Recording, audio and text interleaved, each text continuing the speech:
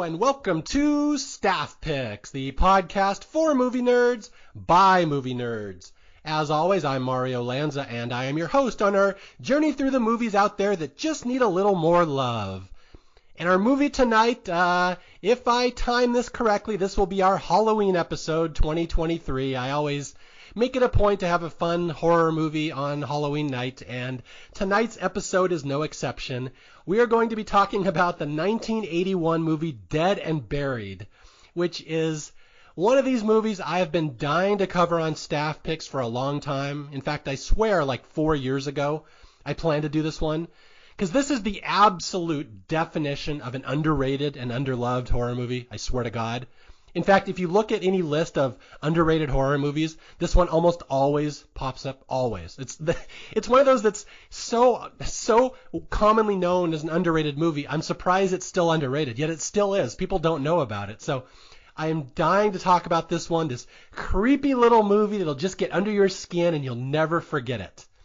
And my guest for this episode, I've had him on the show before. He's a big horror movie fan, personal friend of mine. I think I've said this before. Maybe the only one or two of the Staff Picks guests who's ever actually been to my house, lives very close to me. In fact, he was the guy who interviewed me on the 100th episode. So we're very good friends. I love talking to this guy about movies because he knows his stuff and we have a good chemistry together. So welcome back to the show, Christopher Chardi. Hey, Mario. Thanks for having me. It's always an honor to be on, and especially talking about horror movies. As you know, I love horror, so this should be a fun one. I completely agree. This is very underrated, and it fits into a pocket of horror that I really love, which is New England horror. There's a couple of movies that would fit that bill, but we'll get into that. Now, I know I have you on pretty much every October for Horror Month. What did we do last year? I've kind of forgotten. I think we did Someone's Watching Me. Someone's Watching Me, the John Carpenter movie. Okay, yeah. For people who are listening, go back and listen to that one. Because that movie is a TV movie, it's not all that well known. It didn't get a whole lot of downloads, but it deserves it. So go listen to that one and go find Someone's Watching Me. That is a fantastic movie. Yeah, that's another really underrated horror movie, and I think some people might kind of shy away from it because it's a TV movie. Mm-hmm. But to me, it doesn't really feel like one. I mean, it's John Carpenter, first of all, so it's certainly one of the best TV movies I've ever seen. Yeah, and I've made it a point. I want to do more made-for-TV horror movies on Staff Picks, just because there's so many fun ones out there. Now, I know you and I have talked about this. Are there other ones off the top of your head you enjoy? Oh boy. Well, Duel is kind of the granddaddy. I mean, that's also one of my favorite movies ever made. Mm-hmm. A lot of these we've talked about. Don't Go to Sleep. Yes. That's the one I was hoping you were going to mention. Oh, okay. Yeah, that's fantastic. That's one of those where you watch it and go, I can't believe they did this on TV. Like with kids potentially watching. Yeah, for those of you who don't know, there's a made-for-TV horror movie called Don't Go to Sleep. Came out in 84, 85, somewhere in there. I saw that movie the night that it aired, and I swear to God, I almost shit my pants. I didn't see it, but I saw the ads because I never got that image. Well, I don't want to blow that one image. You know what I'm talking about. But I had nightmares about those commercials. About the person in bed, and yeah, it was terrifying. Yeah, so I've already booked Christopher here for my guest for Don't Go to Sleep, whenever we get around to doing that one, because the problem is there's no decent copy of it. I think the only way to watch it is like an 8th generation VHS dub on YouTube. That's about it.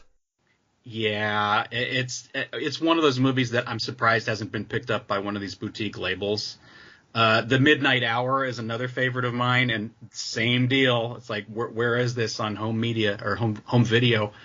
I just saw one made for cable that was fantastic called Cast a Deadly Spell.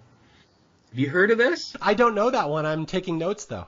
It's kind of loosely based on Lovecraft to the point where the detective is actually named Lovecraft. It was just on the cusp of digital effects coming in, so I think pretty much everything is practical in it. This was early 90s. And Fred Ward, Julianne Moore. There's a couple of other pretty decent stars in it, and it was really, really good. Again, you can't buy it, but that was really, really good. Okay, yeah. So there's one I just off the top of my head. I didn't plan to talk about this, but for people who like horror movies, go onto YouTube and just search made-for-TV horror movies from the 80s and 90s and even the 70s.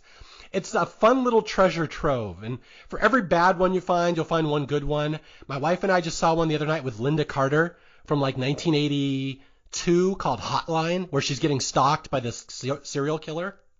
I keep meaning to watch that, yeah, because I have that on my watch list somewhere. There's just dozens and dozens of these out there. Yeah, my wife watched that one, and she's like, that was really good. And I'm like, yeah, how come more people don't know about Hotline? Like, most people think Linda Carter just did, like, Wonder Woman, and that was it. I'm like, she's probably got a bunch of good made-for-TV movies. Anyway, we're way off the subject. This is what Chris and I do. We just talk about horror movies all the time. Yeah. I don't even think I mentioned Dark Knight of the Scarecrow, did I? Well, yeah, but I already did that on Staff Pick, so I don't need to talk about that one. All of my listeners, of course, have already listened to that one and watched it. We hope, yeah. Meaning about 10. I've got 10. That's another fantastic one. So. Okay, so back to the episode at hand, Dead and Buried. Oh my goodness, this is a fun one. This is, and I know that most of my listeners have not seen this movie. So we kind of have them right in the palm of our hands with this one. Like, I'm not entirely sure how much we want to turn the screw on them when we get to the eyeball scene. Oh, yeah. The Fulci scene, as I put it in my notes. Fulci loves his eyeball trauma. Yeah, okay. I have to give a disclaimer here. I'll be very honest. Again, I pride myself on talking about horror movies for people that don't necessarily like horror movies. I don't give you gore movies. I don't hit you over the head with jump scare movies. But this movie, it's not especially gory. It's not especially graphic. It's more creepy than it is scary. But it does have one of my least favorite things in the world, eyeball trauma. So I will throw out that disclaimer right now. Just one scene. And I have to say, I mean, the effects in this, when they do pop up, are pretty fantastic. And there's a couple of scenes here where after I watched the commentary track, I didn't know the extent of the effects work. I'm not going to blow too much up front, but we'll get to that. But, of course, they were done by Stan Winston. Yeah, definitely we want to talk about that. Okay, let's go through all my pre-notes. That's the very last thing I want to talk about, Stan Winston, because I don't think people realize what a big deal he is and why this is such a significant movie just because he's involved. Oh, yeah, for sure. So, Dead and Buried, it's, again, this is a creep fest. I love creep fest. Where just something's wrong. It's a little paranoia movie. I'll give you the general outline of the movie, and you can decide if you want to continue to listen to this episode. It's a pretty straightforward little horror movie where tourists that visit this little town in New England called Potter's Bluff, every time a tourist comes into town, they are murdered. And local sheriff is trying to figure out what's going on, and it spirals off into a direction you're not expecting it to go, and it's really creepy. That's all I can keep saying. It's the atmosphere, the story, the twists, the tone, the music. Almost everything about this movie works for me, and it shocks me when I learn this movie was like a huge flop, wasn't it? Yeah. The budget was somewhere between $5 and $6 million, and the box office was about 216,000. So...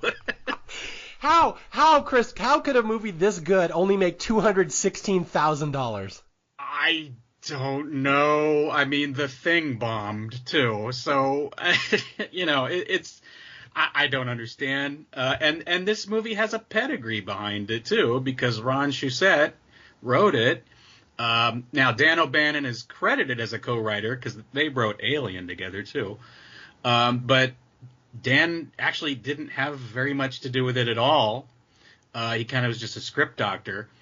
But I watched an interview with him, and he also kind of touched on what you just said, where he said if your horror film doesn't have atmosphere, it's probably not a very good horror film. And this movie is just dripping with atmosphere. From the cinematography by Steve Poster, just to the location. I guess this was all shot in Mendocino, California. Mm-hmm. Yeah, atmosphere. I'm big on atmosphere too in horror, and this is one of the this might be one of the best I can think of. Something comparable. I don't know if you'd agree, because I don't think you're a big fan. Is Let's Scare Jessica to Death? Mm-hmm. Yeah, I know that movie. Yeah, it's similar. Yeah, I that's one of my all-time favorites, and this has a very, very similar feel and kind of look to it as well. Okay, there's 3 movies that I have in my notes that I would compare this to. The first one is, it's kind of an obvious one. I'm kind of going to give the plot away. I apologize. I don't really think it's necessary to go into this movie blind. I think you'll enjoy it even if you kind of know how it plays out. So I'm going to spoil it a little bit. But Invasion of the Body Snatchers, I think, is an obvious comparison. Oh, yeah, sure. And then, of course, The Wicker Man. There's a little The Wicker Man in this where, again, I feel bad spoiling stuff where the hero is unwittingly walked into a trap, which I'm always a sucker for. Mm-hmm. And it's very much like outsider horror. Yes, like outsider. The guy walking into town and he does not belong there, and something's off and you don't know what it is, and then they just, lower the boom on you. Yeah. And here's the other one. Now this for some reason this jumped out at me immediately, and I'm surprised you didn't say it. A little horror movie set in a beach town with lots of mist, and it's a fishing village. The Fog. That's the first thing that I think of when I think of this movie. Oh, totally. As one of the guys on Mystery Science Theater once said, this movie has more fog in it than The Fog. Remember that? It does. I'm trying to think what movie. Is that Being from Another Planet, maybe, or something like that? Or Pod People or something. Oh, Pod People, yeah. Yeah. Oh, yeah. I mean, The Fog. How could you not think of The Fog? This would make a great double feature with that. Yeah. And again, this is why it astounds me this movie is not better known. And I have a couple reasons or theories why I think it's not better known. But it's made by the people or the producers or the writers who made Alien. It's got Stan Winston, we'll talk about him in a second, doing special effects, who, I don't know, is maybe the greatest special effects artist of all time. It's got Grandpa Joe from Willy Wonka, which we'll be talking about him in a second. And then, I remember seeing this movie for years. I'd go to the video store in the 80s, and I'd see it on the shelf. And the title, Dead and Buried, it's got a weird picture on the cover. It's like faces staring up from the ground. It just never drew my attention as a movie I'd want to see. I think maybe that's the problem. There's something in the marketing that's wrong. But this movie has such a pedigree. It's comparable to so many other great movies. It's just astounding that it's not mentioned in the same breath as all these. Yeah, and I think its reputation has been growing over the years a bit. But I don't really understand why either. I know there was a problem when they were putting it out because Gary Sherman, the director, he had a vision of this and he had made his cut, and then the studios kept changing hands, and they ended up with a third studio who decided to make all these cuts, and they wanted to make it more violent, and he had actually envisioned this as a dark comedy. As a result, there's a sort of balancing act of tones in this movie. And I think he intended it to be a little funnier than it is, but you can see glimpses of that, especially in Jack Albertson's performance. Yeah. I think he kind of kept that camp factor. So maybe the tone was a little too muddled for people. I know that they also they kind of rearranged some scenes. So the plot mechanics are a little off. And Gary Sherman said he was so upset about all of this that he kind of put the movie out of his mind for a long time. But he's just now, or actually this was 20 years ago when he did this commentary, he said he was just then coming around to the fact that, yeah, this is a special little movie and it has a lot of fans. And so I don't know. I mean, maybe those factors had something to do with it bombing, but I don't know. I really don't know. I read one review online that said, and again, he said, I forget who it was. I feel bad I'm not giving him credit, but he's like, I can see why this movie never really gained much of an audience. He said, it's a little too plot heavy for a horror movie. It's kind of more of a mystery than a horror movie. Like I kind of describe it as a Scooby-Doo mystery. Yeah, or like a Twilight Zone. Another reviewer compared it to that too, and I could totally see that. Yeah, it's a Scooby-Doo mystery with eye trauma. But Yeah. but well, yeah, he said it's a little too plot heavy for a horror movie. But if you like subtle humor, subtle horror, it's a little too graphic and violent. So it's kind of right there in the sweet spot where you don't really hit either one of the audiences. So there's probably something to that. But again, I've never met anybody who's seen this movie and doesn't like it. So it's like an instant classic, and it should be mentioned up there with like the Halloween and the Fog and the Thing from that era, and it just isn't. And it's just a shame that it's, for whatever reason, some movies don't click with people the way that they should. Yeah, and then I thought, well, maybe people thought that the plot was maybe too similar to The Wicker Man in a way. But I know Gary Sherman said like he did not intend this to be even similar to Wicker Man at all. And that he had seen Wicker Man when it came out, and he actually didn't think much of it, which is kind of crazy. But what a dick. Yeah. Sorry, that's just my all-time favorite horror movie. I had to say that. Yeah. Oh, The Wicker Man is fantastic. It's definitely on my short list of greatest horror films. But I don't know. He said it wasn't a conscious thing, that he decided to do this sort of outsider thing, and then, at the end there's this giant twist, and I don't know. Yeah, it's unfathomable to me. And again, as we go through the plot of this movie, you're just going to hear Chris and I just gushing over how well done it is. There's maybe two little flaws I can pick out in the movie. They're nothing big, but it's like, how is this movie not as well known as A Nightmare on Elm Street? And maybe the title. I think the title. I keep coming back to that. Dead and Buried. It's kind of a vague title. I think you could have called it Potter's Bluff or something. It might have been more interesting. I don't know. Just something I'm throwing out there. Yeah, it's a little bit generic, isn't it? It is. It's in movies with generic titles always throw me off because I forget what they are. Well, and I think this is one reason why in the 70s especially you had these genre movies coming out that had about 4 or 5 different titles. They kept trying to remarket them and redistribute them, and so they just kept trying different titles. So maybe a different title would have made this fare a little better at the box office. I don't know. Yeah, 200,000. Again, that's how much money this movie made. Yeah. Okay, so a couple other things we want to mention before we get into the plot of the movie. One other thing is this movie was originally listed as one of these UK video nasties, movies that were banned in England, which I find hilarious because I've seen so many movies that are so much more graphic than this one. Although, admittedly, there is eyeball trauma, which probably does it. But again, it's just one scene. It's one moment. Close your eyes. You don't have to see it. Yeah, this is nothing compared to like a Fulci movie or a lot of those Italian directors, Deodato and all that. Like, if you think this movie's gory, I mean, maybe horror is not for you. Like, anybody who thinks this is gory, just don't go further. Yeah, so the other thing, okay, 2 more things I want to talk about. The other one is Jack Albertson. We will talk about him a lot for people who don't know that name. That's Grandpa Joe in Willy Wonka. Also in the Poseidon Adventure. Also in Chico and the Man, the sitcom. Lots of other things. Very well-respected actor. Just beloved for his Willy Wonka role in particular, although we'll get back to that. That's kind of a gray area, what we think of Grandpa Joe these days. But Jack Albertson, beloved actor, really nice guy, everyone loved him.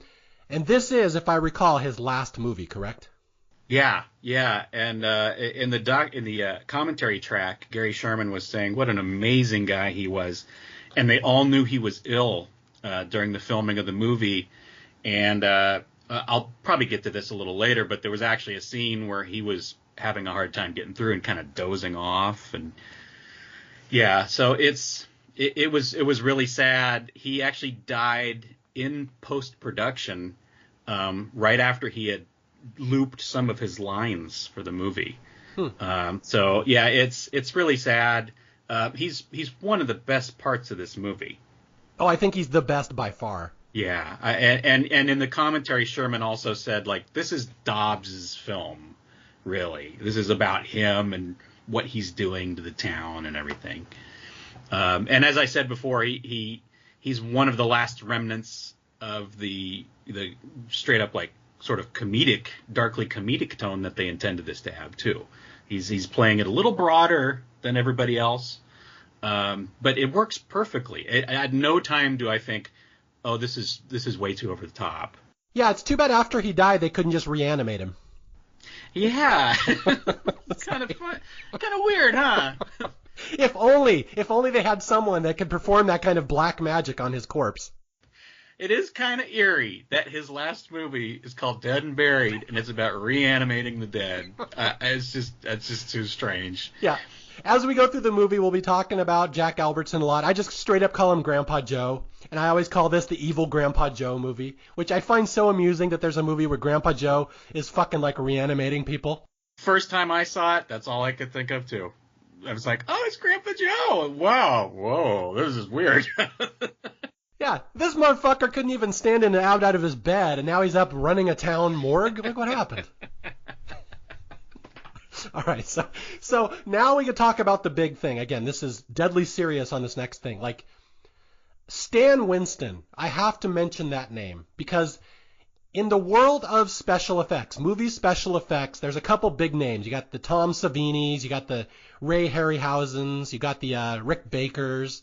I know there's a couple I'm not remembering, but would I be out of line by saying Stan Winston may be the greatest special effect artist ever? He's certainly on the short list. I don't know. I really like Rick Baker too.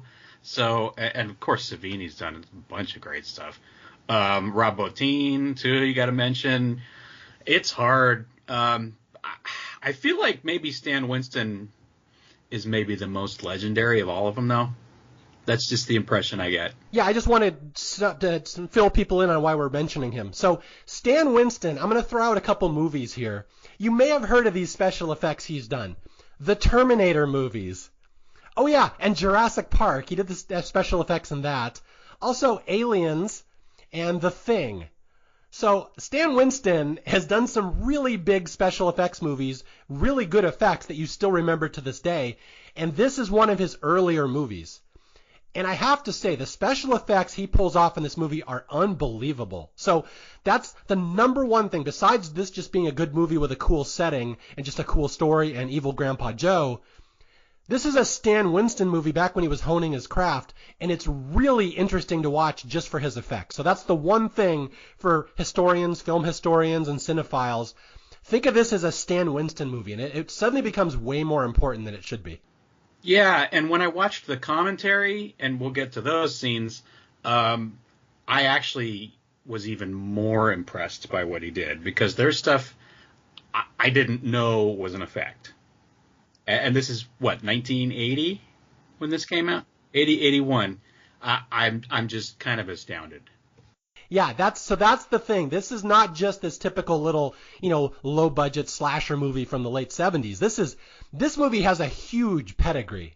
And it's really funny because there's like 7 really good effects in this movie, and there's one shitty effect.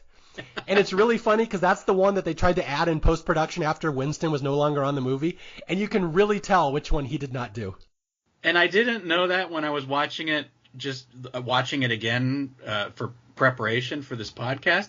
And then you pointed it out, and I went back and watched it with the commentary track, and I was like, oh, yeah. Because I noticed something was off with that scene, and I didn't know why. I'm like, well, this is Stan Winston, right? But now that I know to look for it, I'm like, oh, yeah, this is totally not the same quality as everything else in this movie. I'm going to steal yet another line from Mystery Science Theater. Special effects by Billy. Yeah, there's one scene the effects are so terrible. It literally looks like a 7-year-old kid is trying to do his first movie effect. Well, just one real brief thing I want to mention is that I love the score in this movie, too, by Joe Renzetti. I looked at his credits. He did a lot of other movies I like, too. He did Poltergeist 3, Child's Play, Frankenhooker, and he has this pedigree in popular music. He played guitar as a session musician for a bunch of big hits, and he arranged some songs like Sunny and Mandy. So I didn't know any of this until tonight. So I think the score of this might be one of my favorite horror scores.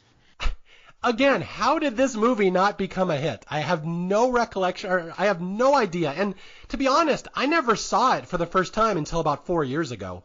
And that's only because around Halloween, every October, I pay for the Shudder channel on Amazon Prime. Shudder is a fantastic resource if you like old horror movies. And so I buy Shudder, and then I just dig through there. And I remember hearing that this movie was always on underrated lists, and so I finally got around to watching it. And I'm like, that's a Staff Picks movie. That's one day that will be a Staff Picks movie. And again, I've only seen it like 2 or 3 times since. So this is not a movie I grew up with. I haven't seen 100 times, and I think you're kind of in the same boat, right? Yeah. First time I saw it was the Aero Theater Horror-thon, which is a thing I go to every year in Santa Monica. I've been going for 12 years. I'd never heard of this movie before. I don't remember what year they showed this. This was probably, 6, 7 years ago now. And I was like, wow, that is really, really cool. And yeah, I've seen it. This was my, I think, 4th time seeing it. I own the Blu-ray, but yeah, I was looking for that like perfect time to revisit it, and this just ended up being that. So excellent. And with that, I think we should finally delve into the plot of Dead and Buried and finally unleash this movie onto my listeners. Are you ready for this one? I think I'm as ready as I'll ever be for evil Grandpa Joe. Yeah. It's funny, I just had a friend, Ryan, watch this movie yesterday for the first time. He heard I was going to do it on Staff Picks. And he wrote me, he's like, boy, that was a bleak little movie. And I'm like, that is the greatest compliment you could ever give me. Thank you so much for saying that about the horror movie I recommended. Yeah, I really need to give this. I have a bleak as hell tag on Letterboxd, and I didn't think about adding it, but I really should, because it's just there's nothing really optimistic about this movie. The more you watch it and the more you think about it, yeah, it gets even more bleak and more well done. So okay, we're teasing people too much. Okay, so Dead and Buried opens, and this is set in a town called Potter's Bluff, which I believe Rhode Island. Is that where it's supposed to be set? Yes. Okay. It's a New England horror movie, although it's filmed in California. In fact, I didn't even know it was filmed in California. I just had to look up where Mendocino is. And I'm like, oh, I got to go visit that. I want to go see Potter's Bluff. Although I won't tell people I'm a visitor. That's probably a good idea. Yeah, you might want to keep that under your hat. Yeah. Yeah, so Potter's Bluff, Rhode Island, and the movie opens with this very peaceful musical score, this gentle little piano, this little fishing town, kind of like the one in the Birds. What's that, Bodega Bay? Is that what it's called? Yeah. Okay. Kind of like that, and it just starts little innocent little drive, a visitor coming into town. He's a photographer, and he's really just here to take pictures of the beach. And it's, again, you see him just driving up into this little old Main Street district, and then he goes down to the beach, and there's all these abandoned fishing boats there and nets. Just a cute little place, like Passamaquoddy and Pete's Dragon, if you remember your Disney movies. Totally. Yeah, so I'll give it to you. What happens when our friend goes down to the beach? What adventures does he find? Well, he finds this rather attractive woman down there wearing a red blouse, and it kind of opens like an Italian horror movie, because all of a sudden he's just taking pictures of this woman, and she decides to open her blouse and start teasing him and acting like they're gonna, get it on, but she has other plans. Yeah, I should point out there's a little clue here. I like this movie because the more you watch it, the more you catch these little things, where this woman is flirting with this photographer on the beach. She's a local, he's a visitor, and she says, "Are you famous, or are you on an assignment?" Which you think is just casual small talk, but what she's discerning is, are you a stranger? Will you be missed if you die? So I just didn't notice that until this last viewing. I didn't notice that either. That's great. Yeah, so she's the bait, basically, correct? Yeah, I think it's fair to say, yeah. Yeah, so she gets topless and she says, do you want me, Freddie? She has a name for him. She calls him Freddie. Do you want me? Do you want to have sex with me right here on the beach? And he's like, well, hell yeah. Yeah, his response cracks me up. He says, right here? Yes. And it starts off so innocent. It's just a light little sex romp. But things are not going to end well for Freddie because, again, when you're being used as bait, that there's something scary behind her that he doesn't know is there yet. Yeah. And what would that be? If it's what I think you're referring to as a group of townspeople that are going to come and capture him and basically throw a net around him and set him on fire. Yes. The answer I was going for was the thing that is behind her is the entire town. Yeah, the entire town is there, and they grab Freddy. They start beating him with shovels and oars. They immediately break his kneecaps with a crowbar. He's screaming.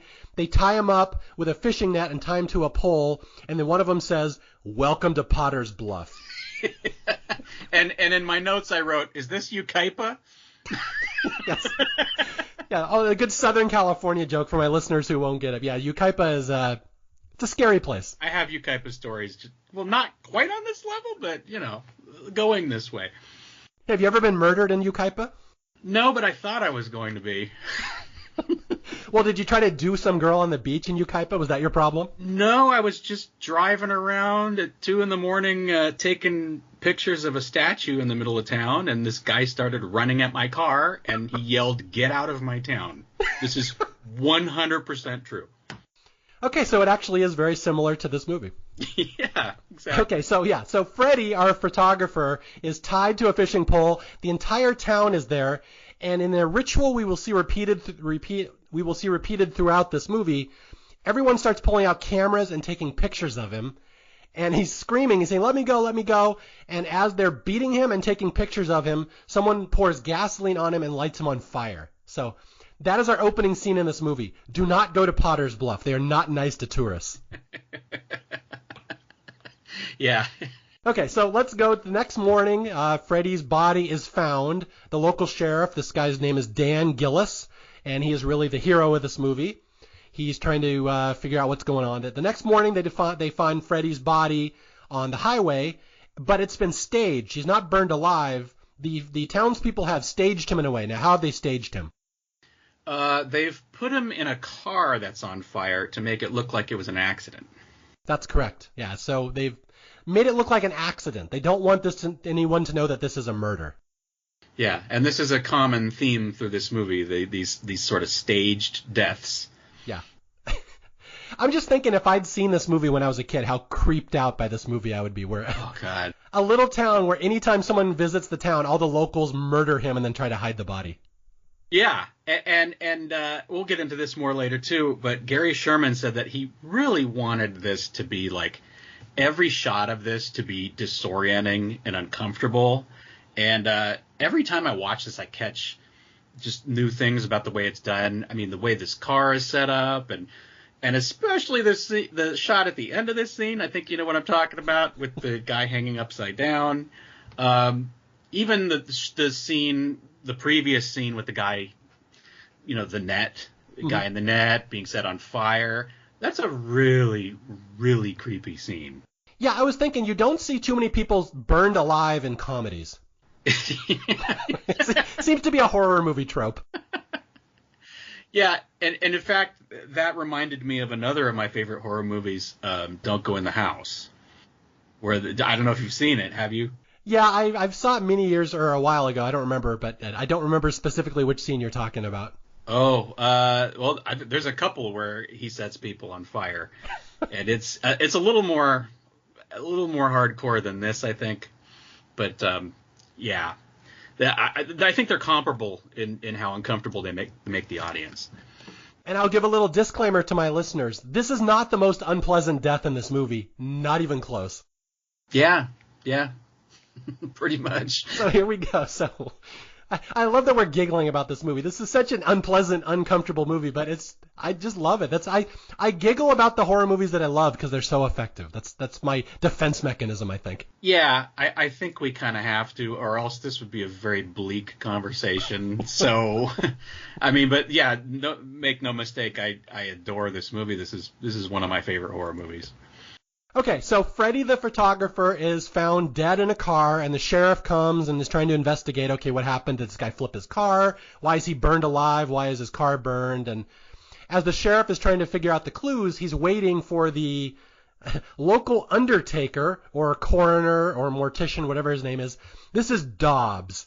And as Chris pointed out, this is really the star of the movie. This is Jack Albertson. This is Grandpa Joe himself. and the sheriff's waiting for Dobbs to arrive to announce a cause of death or whatever. And so describe Dobbs to someone who may have never seen him before. An eccentric old man, basically. And he, as he's driving up, he refuses to get out of the car until his big band music stops.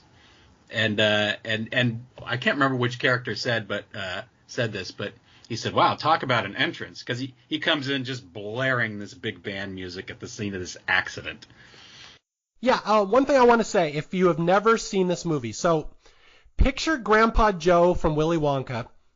Now picture him 10 years older and maybe about half the size. And with half the hair, too. Half the hair, yeah. So in real life, Jack Albertson had cancer. He was dying. So his appearance very much looks like an old man who's dying of cancer. And I'm not saying that to be disrespectful. Just Dobbs does not look like what you picture Jack Albertson looking like. He's much more frail, much more feeble. He's got these big, thick glasses that make his face look tiny. He's just an odd-looking, eccentric character, but he's the local mortician, and all the rest of the movie is going to go through him. Yeah, pretty much. And I think it's perfect. His unfortunate appearance it makes this movie even a little more creepier if you know what he was going through and you know how hard a time he was having. By all accounts, I've heard that he was just a pleasure to work with, though, and that he was really, really into this role, and he was happy about it. So, but yeah, it adds an extra layer to this movie, I think. Well, I was just thinking of that as you were talking, and like, I don't want to word this in a way that's disrespectful, but he looks like a dead man, and that really works with the story. And I hate to say that, but it really does in this particular movie. Yeah, it does. I know. I don't really want to say that, but it's true. It adds an extra dimension to the horror of this. Okay, so Dobbs, the coroner, comes driving up, and eccentric guy, big hat, big bow tie, wears a flower. The only comic relief in this movie, really. He's very goofy, very over the top, and the sheriff hates him. The sheriff's like, "I hate this Dobbs, what an asshole." Because Dobbs won't even, investigate the body till his song is over in his car, and then he comes doddering out. And again, it's kind of a dark comedy at this point, but it's going to get not funny real quick because as Dobbs is investigating the body, he's like, "Oh, this man was burned alive, blah, blah, blah. His face is all charred. You can only see his teeth and one eyeball." And Dobbs says, "Oh, well, his cause of death was..." And this is where we get the moment that you talked about that's very jarring, and I always forget that it's here. What happens right before he announces the cause of death? If I'm not mistaken, this is where the body's hanging upside down? Yeah, well, the body's hanging upside down in the car, right. But the body does something to prove that maybe it's not quite dead yet. Yeah, its jaw lowers and it lets out this just blood-curdling scream. Yes. I forgot about this part when I was watching this. Like, oh my god! I said this is more hardcore than I remembered, actually. Yeah, and that's actually, again, maybe the only jump scare in the movie, really. And even if I know this movie, I kind of forget that scream is coming, where this charred corpse just lowers its mouth the best that it can and screams. And it's like, whoa, that's quite a little opening. Yeah. And of course, the effect is really great, too, the makeup work. Yeah. So what we're going to find out is that Freddy the photographer who came into town and was burned alive didn't quite die. And that's going to be a big problem because it's going to unravel a secret about this town eventually. So, yada yada, we'll go to the next morning. Now the sheriff's in the coffee shop. And again, there's only like 100 people in this town. It's very small. So everyone in this town knows each other, and the sheriff's in the coffee shop the next morning. And it's the talk of the coffee shop. Like, who is this guy that died last night? And I think if I recall, they're kind of teasing him because he hasn't been able to figure out what happened yet.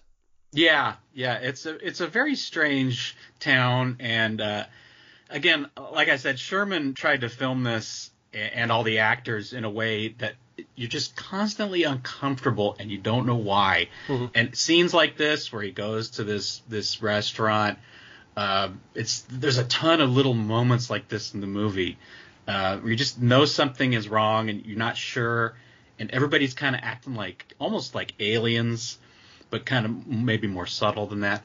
I gotta mention Barry Corbin, character actor, is in this scene.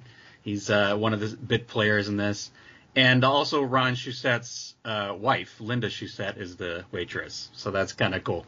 You know, you are completely skipping over the biggest name in this scene. Are you doing that on purpose? Are you talking about Robert Englund? Yeah. For people who have never seen this movie, you know, one of the villagers is played by Robert Englund 3 years before he was Freddy Krueger. And it's very jarring to see him just walking around as just a normal dude. But yeah, so yet another reason why this movie should be better known. Oh yeah, Freddy Krueger's in it. Yep. I will say that when I first started watching this again, I was like, oh, he's playing a decent guy for once, and because I had forgotten a lot of the plot elements. I always think of him in Eaten Alive, where he plays a real scumbag in that. So he just got typecast. He just, everything he did. Just, yeah, once you kill a couple hundred children, you get typecast. They never let you live that down. So anyway, yeah, Robert Englund plays the tow truck driver in the town. I forget his name. He's not super important, but it is funny to see him popping up. And all the townspeople are kind of teasing the sheriff, and we kind of learn everyone here has lived here since birth, except the sheriff, Sheriff Gillis, who left, and I believe he got like a master's degree. He's like Ivy League educated. He's very smart. But he left, and now he came back. So I think if I recall, he's only recently come back to this town to come back to where he grew up.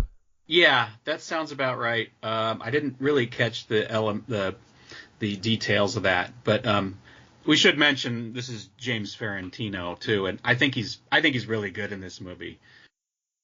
Yeah, no, I agree. He's very strong. I don't know him from any other movies, but yeah, he's a very good lead in this. But there is an element to this movie that he is also kind of an outsider because he left and came back, which you get the sense does not happen a lot in Potter's Bluff, and they kind of look down their noses at him because you think you're better than us because you're all educated. But he is very much an outsider, which ties into the plot nicely later.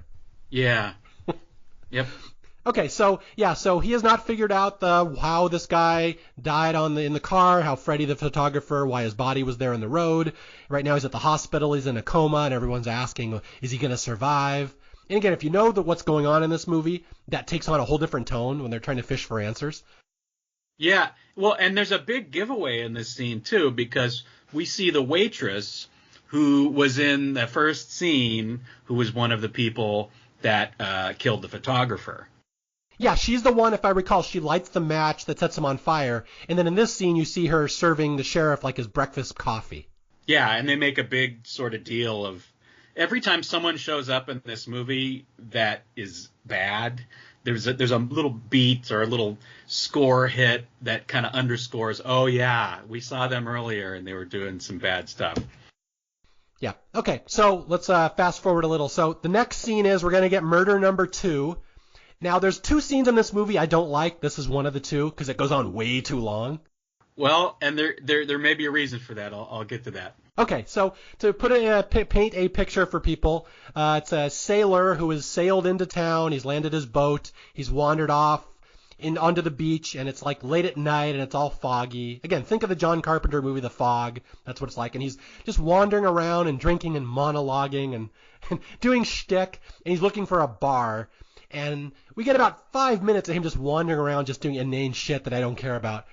But then at a certain point, the townspeople surround him like they surrounded the photographer, and they grab all their weapons, and someone takes a spear gun and starts just pounding on him and killing him. So the same thing that happened to the same guy, to the photographer, the villagers take the picture of him. All of them have cameras. They're taking his picture, and then they kill him. So it's just a rerun of what we saw in the first scene, basically. I kind of love this character, though, because he seems like he just walked out of the Pirates of the Caribbean ride or something. Like he's got that sort of voice actor quality to him. But you're right, because this was a scene added in post-production when the studio wanted more violence. And they basically gave Gary Sherman an ultimatum. They said, either you add a couple more violent scenes or we're going to do them for you. So he said, well, let me do it. I'd rather do it. It's my movie. So, okay. Yeah. So that's why it feels a little odd. Yeah, I can forgive it. This very much feels like the old studio saying we need more death. This is literally like in Friday the 13th Part 5 when they introduce someone just to die. That's the only reason that they exist in the movie. Exactly. Yeah. Okay, so there's been 2 murders, and now a second guy's been killed. And so now we go to the sheriff going to the coroner's office, to Dobbs' office, to Jack Albertson. One of my favorite scenes in this movie. In fact, I love any scene where the two of them interact. This is the first meeting where the sheriff goes to talk to Dobbs about the murdered photographer they found in the car. And we learn some of Dobbs' little quirks. Now, do you want to describe Dobbs' office to people? You're probably better at that than I am. Oh, Chris didn't take notes. That's shorthand for... Oh, I have tons of notes here. Yeah, I know. You just don't know what I'm looking for. Okay, so... Yeah. Yeah, so what happens is the sheriff shows up in Dobbs' office, and Dobbs, is always playing classical music, and what is this? There's a whole little thing in here where Dobbs starts bragging about what a good makeup artist he is, how he's an artist. Most people, when they're morticians, they just deal with death, but I'm an artist. Yeah, this is an art, and I am an artist, yeah. I have that in my notes. So here it is. So the sheriff is seeing the dead body that Dobbs is working on. He says, wow, that's really good. You made her look lifelike again. And I wrote this all down. This is a great quote. Dobbs says, "Oh, officer, this is child's play. I've replaced missing eyeballs with sawdust, glued the lids together. I've used bent aluminum cones for dentures. I've used the back part of the scalp when there was no front part. And I folded one hand over wadded up newspapers when the other hand had no fingers." And the sheriff's just kind of looking at him like, okay. And Dobbs is like, "You find all this obscene, Sheriff? Well, you know what's obscene? This is art, and I am an artist. What can you remember about a sealed casket? That is obscene." Well, and you know what the most obscene thing is that he did? What? He stole fizzy lifting drinks. He did. That motherfucker stole fizzy lifting drinks. He almost got Charlie thrown out of the contest.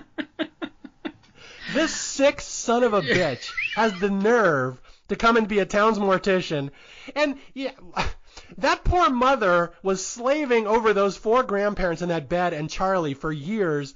Grandpa Joe could have helped out. He jumps up like nothing happened, and now he's a mortician. That fuck. Yeah, if you view this as a sequel to Willy Wonka and the Chocolate Factory, it's on a whole other level. Okay, I gotta say, my daughter pointed this out to me years ago, that there's this huge thing now on the internet that there's all these memes about how Grandpa Joe is the worst person ever. The worst human being alive for what he did to that mom. He made her wait on him, and then suddenly, when there's a Chocolate Factory tour, now I can walk again. Yay. Anyway, my daughter pointed that out, that it's a huge thing on the internet for it's very trendy to hate Grandpa Joe. So if you hate Grandpa Joe, you will hate him even more in this movie. Although my daughter has pointed out that Charlie's even worse when you think about it. So. Oh, no. Yeah, Grandpa Joe and Charlie, what they did to that poor mom who had the chance to go to a chocolate factory with her beloved son she has supported for years. Charlie's like, how about I take this dead guy from the bed who does nothing? I think I'd like him to be my chaperone, my loved one. I'll have to watch it through that prism next time, but I never really thought about that. All right. I hate that we've ruined the sanctity of Dobbs' speech about putting makeup on dead bodies. But yeah, to get back to the movie, so Dobbs is an artist. He loves his art. He considers himself an artist more than a mortician. The thing he hates more than anything else in the world is a closed casket funeral, because then they can't see what he's done to the body to make it look realistic again. And this is where we're going to go with this movie later. I'll spoil it a little bit, that Dobbs enjoys reanimating corpses and making them look real. So that's where we're going with the rest of this movie. Yeah, and I think this is the scene where the sheriff starts to suspect that something's going on. And he can't put his finger on what. Yeah, he doesn't know. Something was wrong with that car accident. And he starts to mention it to Dobbs here. He's like, Dobbs, I'd like your professional opinion on something as an expert on death. And Dobbs is like, okay, shoot. And he's like, the sheriff is like, is it possible that man was burned alive before he was put in the car? He kind of knows. Something about that scene didn't look right. It looked staged. And again, he's Ivy League. He's a big, smart sheriff. He's figured this out. And Dobbs is like, well, I have no reason to doubt it. And this conversation is going to go further, but if I recall, there's a phone call here, and the sheriff gets called away to go to investigate the body of the dead fisherman. Yeah. And I want to say that, Jack Albertson plays this so well. I don't think he really gives anything away. I mean, there's little moments, like there's a scene later where he kind of smirks when the sheriff walks away, but it's real subtle. I almost forget every time I watch this how he's kind of, this is all his doing, really. Yeah, and I was thinking the same thing. I kind of forget some of the smaller details of this movie, but I think that's because you and I didn't grow up watching this movie 100 times like we did like Halloween. That could be it, yeah. Yeah, I know every beat in Halloween. I know exactly when I don't even need to take notes for that movie. I could do a podcast on it right now. But this movie's a little different because I've only seen it a couple times and not until it was already 40 years old. So, yeah, I'm not to the point where I know every little nuance from Jack Albertson's performance yet. Yeah. Okay, so let's talk about the inn scene. So there's been 2 murders in this town, and the sheriff investigates the second one, and he's like, well, there's no doubt about this one. This one was a murder, as we see the fisherman with like poles and stuff sticking out of his body. I don't know why they didn't take the time to stage that one. Yeah. So now he knows there's 2 murders in the town, and he tells Dobbs again, I think that first one was a murder too, and I think someone trying to hide it, and I'm going to get to the bottom of this. So this next part of the movie is where he starts to investigate it, and he goes to the local hotel. Yeah, and I have to say I really love this actor. I will say I think that this performance is also one of the campier ones. His actor's name is Macon McCallman. He was actually in Deliverance. Oh, wow. And he did a lot of TV work. But his accent is kind of funny. And I mean, I think he fully understood what he was doing. He was going for a certain kind of Eastern accent. But he's playing it a little funny. But this guy is so much fun to watch. Well, okay, this raises an interesting question, and this is not even in my notes. It just comes up as you're mentioning. You're mentioning a lot of the people in the movie are acting oddly. They're just a little bit off, and you can't really tell why. Mm-hmm. And I'll spoil this for you, is because they're not human. They're all reanimated zombies, so obviously they're a little off. But it makes me wonder how much of this movie is the town leading the sheriff into a trap, or them just behaving normally as oddly constructed non-humans. Like, how much of this ending, as we get towards later in the movie, is planned? That's a question I'm just coming up with right now in my head. Yeah, I was thinking about that today, too. I'm not entirely sure what it's supposed to be. Yeah, and I don't think there's an answer. I'm not sure we're supposed to know. It's just the more I watch this movie, the more I think about that. How much of this is actually a well-designed trap a la Arlington Road or something like that? Which actually makes it even creepier, I think. Not knowing, you know. Yeah, I agree. That's why I said the more I watch this movie, the more I like it. Yeah. Okay, so he goes to the inn. He interviews around. Who is this photographer that was found dead? Why did people kill him? What's going on? And the innkeeper says, well, I'll show you his room. We'll go upstairs. They go up and see the room, and there's all these photography books. And he's like, all that's here is photography books. There's no ID or anything. Like, who is this guy? And the innkeeper goes, oh, well, you know, by the way, if you want to know more about this photographer, ask your wife, because she comes and visits him all the time. And the sheriff's like, wait, what? I forgot about the wife. She's very important to this movie. Yeah. And the way he says that line just kills me, too. The weird accent he has for this character. You could tell this is like a character actor, and he did a lot of stage work. But he sticks out to me in this movie, I in a good way. Yeah, but anyway, the bigger picture in the plot of the movie is that the wife is going to be in on this conspiracy too, the sheriff's wife, and we're going to get a lot of her. And again, I completely forgot she's such a big part of this movie, but she's like maybe the 3rd biggest star in this movie. I forgot about her. Yeah, Melody Anderson, yeah. Yeah, Melody. I don't know much about her. The more I watch this movie, I'm like, oh yeah, she's very important. Okay. Well, she went from Flash Gordon to this, which is kind of interesting. It's a natural progression, I would say. Okay, so now the sheriff is investigating these murders. He's been told, oh yeah, your wife knew this dead photographer. Go talk to your wife. He's going to do that. But before we get to that, we're only on page 3 of my notes. It's time for some good old-fashioned eyeball trauma. Oh yeah. This is going to be one of my least favorite / most favorite scenes ever to describe on Staff Picks, and I hate what I'm about to do to you guys.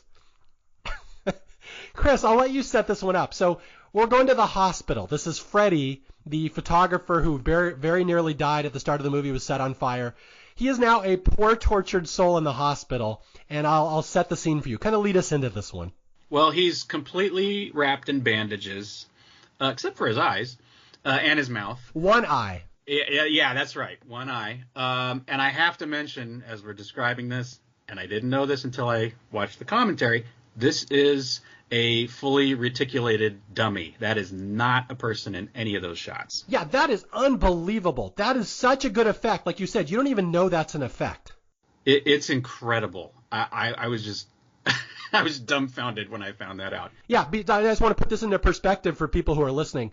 Freddy is a comatose patient, and he's a man under bandages. And the entire image, the visual of him under bandages, just with his eyeball and his mouth open under, you can see them through the hole. I didn't realize that's all a dummy under that. It's all like like you said, an articulated robot or dummy. It looks so realistic. You have no concept that's not a real person in there. It's fantastic.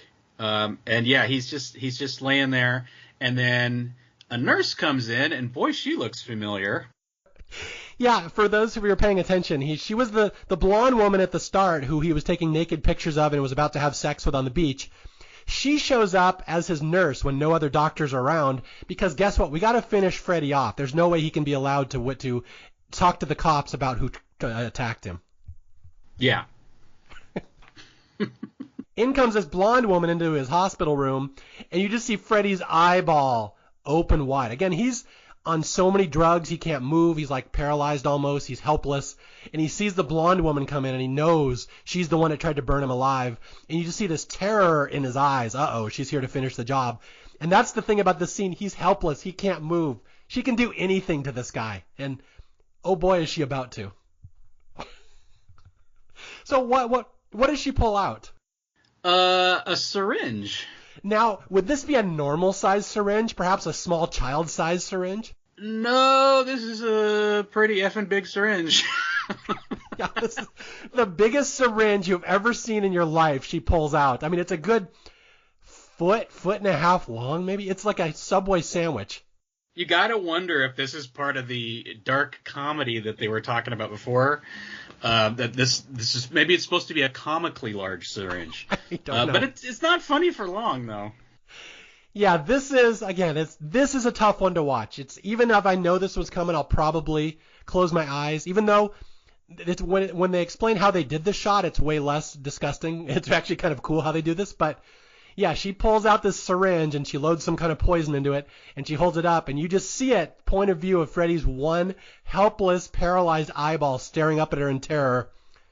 And you think there might be a delay. Like they might milk it and hold the shot for a couple seconds before she plunges it in. But no, it's going right in. And isn't there a really like squishy sound effect too when they do that? Of course. Yeah. This is a rough scene to watch. And again, I do not like eyeball trauma. That is like a one hard in line rule that on staff picks. I won't do those zombie movies where they love attacking people's eyeballs, but this one is so quick, and it's such an interesting effect when you learn how they do it later, how Stan Winston did it. Now, did you read up on how they did that effect? The stabbing? No, I didn't. They did it backwards. Oh, okay. They start the scene with her holding the syringe down in the eyeball of the articulated robot or whatever, and she just pulls it up, and they reverse the film. Oh, wow. And it's so simple. And it's really easy if you look at it like, oh yeah, but it's just a really cool practical effect. And again, this isn't an era when they weren't really pulling off effects like this in horror movies much. Like this is only a year after Friday the 13th or so, or 2 years. Like we're really pushing the boundaries of what you can do in movies. So this hypodermic to the eyeball, this is an infamous moment here. Yeah, and Gary Sherman said that, there was never a question, like, he wanted Stan Winston to work on this movie. He said, I thought he was the best in the business, and that's what he wanted, and he got it, I think. Well, yeah, and the fact that you don't even realize that's not a real person in the bandages, that is the real mark. Now, again, Dobbs thinks he's an artist. No, Stan Winston is an artist. You don't even realize that's not a real person in those bandages. Yeah, and like I said, when I watched this the other night, when I rewatched it, and then I watched it with the commentary. Because the first time was like, oh yeah, I remember this scene. This is, God, how did they do this? Is that a real person? And then when I watched the commentary and found out it was a complete dummy, my respect and admiration for this went even further up. It's just an amazing scene. Yeah, I was going to say, like, I love Friday the 13th. I love Tom Savini, but I think the effects in this are better. Like, I think Winston was doing more interesting stuff than Savini was at this point. But it's more subtle. You don't even realize it's an effect half the time. I think I would agree with you. And I think there was, I think Winston's work, he had more of a range to what he was doing too. I mean, there's a lot of different shots, a lot of different approaches he's taking in this movie. We'll get to some more later. I think I would agree with that. Yeah, I mean, again, no disrespect to Tom Savini, but he's doing horror movies his entire life. Stan Winston's eventually doing Jurassic Park. Like, that's a huge leap in what type of movies you're being hired for. Yeah. Okay, we're going way long on this podcast. I'm only on 4 pages of my note. Okay, we're gonna skip forward here. So, I promise that's the last eyeball trauma. That's the most disgusting effect in this movie. We're past it. You can unclench now. We're good. So that night, Dobbs, the coroner, he's very upset because what is it? The sheriff wants to bury the fisherman in a closed casket, and Dobbs isn't like it. He goes, "That's an offense to me. You have to let me touch up the body." So again, they're hinting that Dobbs loves the touching up of the bodies. I'm gonna whip through a real quick scene here where the sheriff goes home to talk to his wife, and he's trying to figure out, how did you know the photographer? And she's like, oh, I just know him because he sells photography equipment to our school. She's a school teacher, right? Yeah. Yeah, she's a school teacher. Yeah. So he just talks to his wife. She's like, oh, I bought photography equipment from him for the school. So it's kind of, he puts aside his suspicions for now. And now we're going to get the second scene in this movie that I don't especially like. And this is a really long, about 15-minute scene where the family with the little boy arrives in town. Oh, you don't like this scene? Oh, I actually really like this scene. I like parts of it, but it goes on too long. Yeah, I could see that. Okay, summarize this one kind of quick for people, and then we'll talk about it. Oh gosh, I think this is like one of the most sort of Twilight Zone moments in the movie.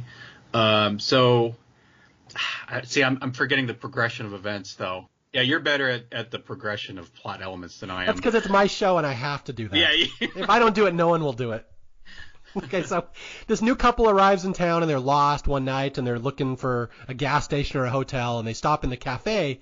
And it's a really wonderfully creepy scene where the dad walks into this coffee shop and like every head just turns slowly towards him, like vampires smelling blood. Like they just know you're a stranger in our town. Everyone turns and looks. And he talks, and the waitress gives him directions. Oh, just drive down the street a ways. And then, in fact, if you need gas, here, Freddie can help you out. Freddie works at the gas station.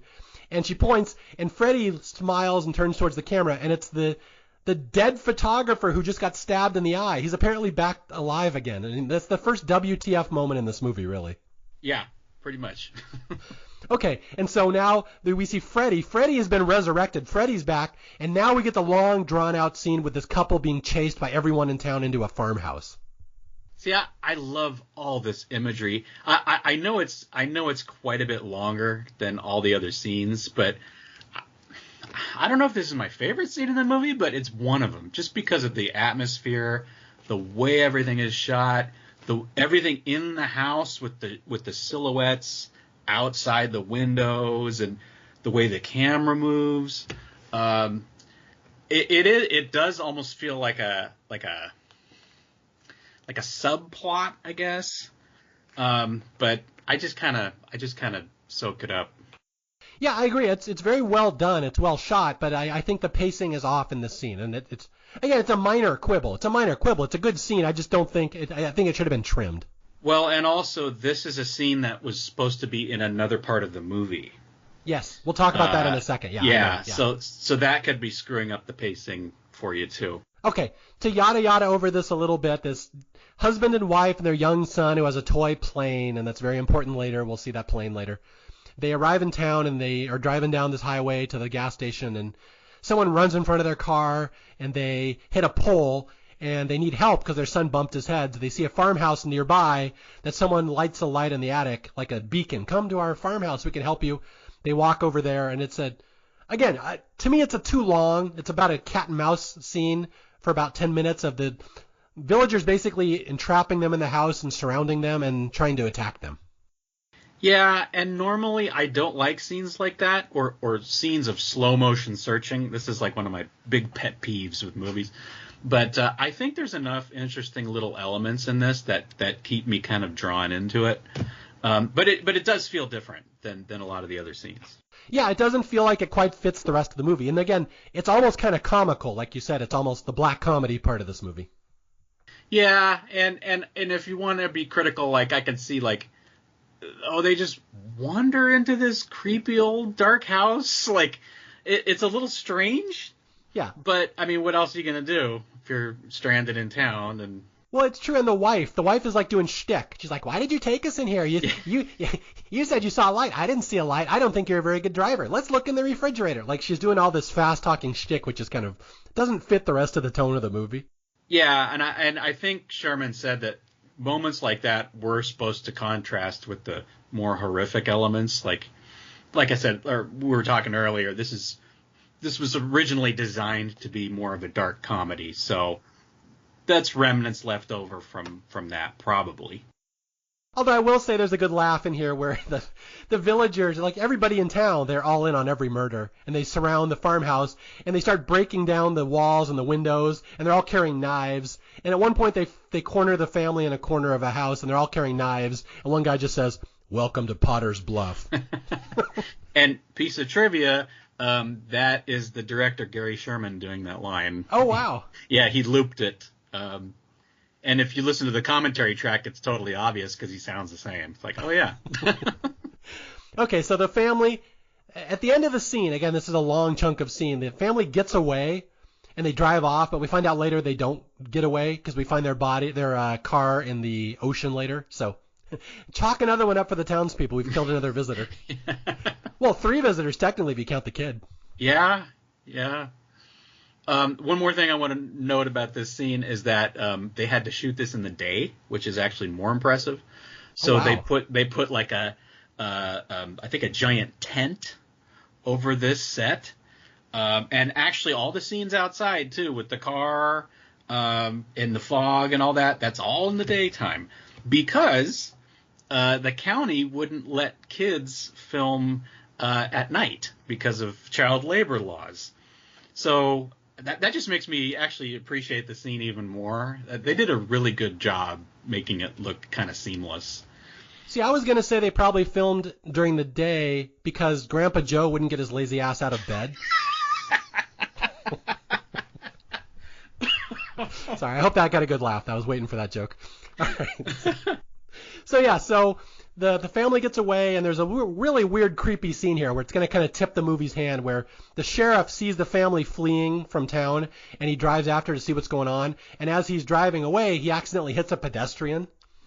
Yeah. I love this moment that pedestrian's arm breaks off and like detaches from the body. And so the sheriff's like, "Hey, are you okay?" And the arm is still stuck to the grill of his car. And the sheriff's like, "What the fuck is going on?" And the guy just grabs his arm and picks it up and runs away. And the sheriff's like, "Wait a minute, who are you? What happened?" I love this shot. I had completely forgotten it was in here. And there's something about, I would say, most of the gore in this movie, and maybe it's because it was Stan Winston, but as brutal as it is, it doesn't feel that way. Mm-hmm.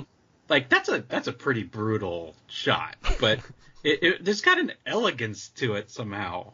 It's like I said, if this was an Italian director, that would have been very goopy and bloody and visceral, but it's almost like conservative the way it's done. It's very strange. It's almost like Sam Raimi-esque in The Evil Dead 2 when the hand is detached and just walking around by itself. Right. Yeah, so it's like this guy's arm is just wiggling around by itself. It's like, hey, what happened? Yeah.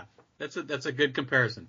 But that's the secret of this town, that everybody is dead. They've all been reanimated. They're all zombies. The sheriff just doesn't know it yet. And the conspiracy goes even bigger than you think. It's going to be a fun little payoff later. But he's like, why did that guy's arm just detach? What the hell's going on? Anyway, so the sheriff goes home after this armed detachment scene, and he talks to his wife. And this is where we're kind of going to, they're kind of going to give away the plot of the movie here. And I'm just going to summarize it real quick. You can jump in if you want to hear what. He is going home, and he starts looking through drawers in his house. He's looking for something, and he's like, where are all my bullets? He can't find them. He thinks maybe his wife has hidden them. Maybe his wife is hiding something from him. And he finds a book in her dresser. And this is very important to the plot of the movie. There's a book on witchcraft and occultism that has just been left there for him to find. Yeah. And I kind of wish they had delved a little more into this plot element, because that's something I love in horror anyway. They kind of just briefly touch on this. And with how weird their relationship is from the get-go in this movie, I mean, every scene with this wife is uncomfortable and weird. Like, they don't have a normal loving relationship, even when they decide to kiss. Something's very off. I wish they had explored that a little more. But yeah, so basically it's hinted at that she's studying witchcraft, although she, of course, explains her way out of it. Yeah, okay. To sum this up for people, the wife says, or he finds this witchcraft book in her dresser, and there's a part that's been highlighted, and he's reading through it, and it says, ancient folklore says they can only be created by persons who died a violent death. And again, this is something they don't harp on in the movie, but the more I think about it, the more I love it, because it's just horrible. That the only way all these zombies can be reanimated and turned into the living dead, an army of the living dead, which is what this town is they must die a violent death. So, like, the movie's given itself permission to be as horrible as it wants because, we need that for them to become zombies. And that's why all deaths are so violent. The movie has given itself a get-out-of-jail-free card. Yeah, isn't that great?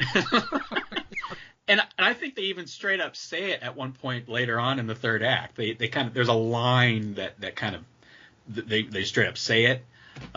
So yeah, it's I guess you could look at it as plot convenience, but I think it just makes the movie more interesting to me. Yeah, I just think it's clever. It's like, you know what? It doesn't work unless we really brutalize this person with awesome special effects. Well, when you got Stan Winston, you know. Yeah. So yeah, he goes down and talks to his wife. He's like, why do you have a book on witchcraft and raising the dead upstairs? And she's like, because I'm a school teacher. I'm going to teach a lecture on witchcraft. And he's like, why? Why would you teach a lecture on witchcraft to little, 6-year-olds or whatever? And she's like, they love scary stuff. You know, kids. Yeah. I put this in my notes. She said, kids love creepy things. It keeps them from being bored in my class. Of course, makes sense. Yeah, my wife is a teacher here in 2023. I'm going to see if she could pull off teaching witchcraft. It depends on the location, I think, probably. It's a public school, if that helps. Yeah, it could work. Yeah, maybe Ukaipa. You parents might have to sign off for it, but yeah, Ukaipa. Yeah. So she gives them, and the wife can always talk her way out of it. Like, why are you killing people? Why are you having sex with dead bodies? Kids like that. It's she always has an excuse. She'll talk her way out of everything. Anyway, so she's got a little film canister. She's like, by the way, can you take this to the film lab to get developed? This is so weird. This is why I think this is an elaborate trap. I think this is all designed to trap him. Oh yeah, I totally think that too, because when you see that film later on, you're like, wait a minute, something was up there. Yeah, the minute he developed that film and he sees what's on it, everything will come into fruition on what is going on in this movie. But yeah, so it kind of depends on him seeing this film being developed. So that's why I think this is a Wicker Man trap going on. Mm-hmm. Yeah, I would agree. Okay, so yada yada, Dobbs and the sheriff are talking about these murders, and Dobbs is like, maybe you're right. Maybe that first guy was burned alive. And the sheriff's like, all right, we'll talk about this more later. Yeah, and I do want to note really quickly that this is the scene that Gary Sherman said Jack Albertson was having a hard time getting through it. He kept falling asleep. And I guess James Ferrantino ran off the set at one point, and they didn't know why. And then Gary Sherman went and found him, and he was crying in his trailer. And he said, this has been really upsetting for me to see him falling asleep in this scene, because that's how my dad died. I was just talking to him and he just died in the conversation. Yeah, isn't that sad? Way to bring down the podcast. Thank you so much for bumming out all my listeners. Sorry. I thought it was a really interesting, kind of sweet anecdote. I wanted to throw it in there. But no, let's get back to Evil Grandpa Joe. Yeah. How dare you take a movie about Jack Albertson dying and bring it down with a story about Jack Albertson dying? It just makes me appreciate it more, though, because he was clearly not feeling well, and he was very, very close to death. And like you said, he's the best part of this movie. He's amazing. The more I watch this movie, the more I love Jack Albertson. It might be my favorite Jack Albertson role of all the ones I've ever seen. Yeah, I might agree with you on that. Okay, so the sheriff is still trying to figure out what the hell is going on in this town. Like, why is there witchcraft going on, dead bodies? Why are people's arms being detached and wiggling on the grill of my car? So he scrapes off some of the skin sample from his car and he takes it to a lab. Like, maybe they can find some kind of hit. What is this? Who is this? And that skin sample is going to come back later with a fun reveal, so we'll get back to that one. Yeah. And this, I think, is where it gets really weird, because the innkeeper, the one who had the photographer staying at his house before the photographer was burned alive, the innkeeper comes to the sheriff one day and he's like, I just saw something weird. The sheriff's like, what? You know that guy who got burned alive? I just saw him pumping gas over at the gas station. He's alive now. Yeah. So it's going to get really bizarre. We're about halfway through the movie, but it's just going to spin out of control the entire rest of the way here. And the way it's played is like, I even had this in my notes, like I forgot. I said, the motel guy is really spooked about this. Or the innkeeper, I guess. Like, he plays it so you believe it. Like, well, even he's kind of freaked out now. So what's going on? Exactly. That's why the more you watch this movie, you try to figure out who's in on what and when. Yeah. And I like I said, this is the fourth time I've seen it, and I forget the way this plays out. It's kind of interesting. Okay, here's a fun scene. Okay, when you say this movie was meant to be a black comedy, this next scene, I could see why you might say that. So this is where the sheriff is going to visit his wife at the school, and he overhears her lecture. He happens to be in the school, and he's listening in on her lecture she's giving to her 7 and 8-year-olds or whatever about witchcraft. It's a little more graphic than you think your average class lesson would be, and I love how graphic and how oddly inappropriate this whole scene is. It's very, very weird. Yeah, and it's shot very hazy. I mean, the whole movie is, but something is very off about this classroom. Okay, so let me summarize this for people who have maybe never seen it. It's this teacher, his wife, is explaining to her class about resurrection and bringing back the undead, and she goes, a lot of people don't know, but that's real. This is real. And she's like, but zombies, as you know them, don't walk around like you think they do, like lurching little monsters. They're just like normal people. They can walk around like normal people. It makes them harder to spot. So this scene basically gives away the entire movie, right? Yeah. Hint, hint. Yeah. And she says, although these zombies are conventionally dead, they're capable of very closely imitating the living. And then she says, there are even reports of this tribe in Peru that contains a great number of these walking dead who are completely at the will of their master. Hint, Dobbs is the master. Yeah, yep. So you'll like this movie even if you kind of know where it's going. Dobbs is running an entire town of zombies that, because he's so good at reanimating corpses and making them look realistic, he has figured out the secret to the dark arts. Everybody in this town is dead. They're his little zombie army, and the sheriff is the only one who is not. That's the secret he's trying to figure out. Everyone is in on this but him. He has not figured out that Dobbs has basically a death cult here. Yeah, and it's kind of even suggested at the end that he's just doing it because he just wants to do it. Yeah. There's no Lex Luthor plan or anything. Yeah, it's like in The Warriors. He's just like, no reason. I just like doing things. Well, because you have to do it because people like scary stuff. Otherwise, they get bored in class. That's right. There you go. Yeah. But the teacher does explain to the kids, she says, in order for the master to attain the control over the souls of his undead, he has to cut out their heart and keep it hidden. And this is very important later because we're going to find a heart in a casket and we'll understand what Dobbs is doing. Foreshadowing. Another cool effect coming up. Yeah, so Billy, what did you learn in school today? Well, Miss Gill has told us about death and how to reanimate a corpse. All the kids get pulled out of school the next day. Well, that leads to an interesting question. Are the kids dead too? I was just thinking that. Yeah. Everyone in town must be dead. There's a whole mythology we're going to get into in this movie with what you can do with zombies, that when Dobbs reanimates a corpse, he gives them a selective memory, that they only remember certain things, they can do menial tasks, they can repeat their lives. So it raises a lot of interesting questions the more you think about this. Yeah. Yeah, they would all have to be dead, wouldn't they? Everybody has to be dead. Except for travelers and interlopers, yeah. That's why they love travelers. Anytime a traveler comes, they can smell. They can smell you're an outsider, and they have to kill. They've been programmed to kill outsiders to create extra living zombies for Dobbs' army. And that is underscored by the next scene, which involves the hitchhiker. Yeah, okay, talk about this one. This is a fun scene. It's kind of random. It just involves this woman walking along the road, and this very comical truck driver pulls up next to her.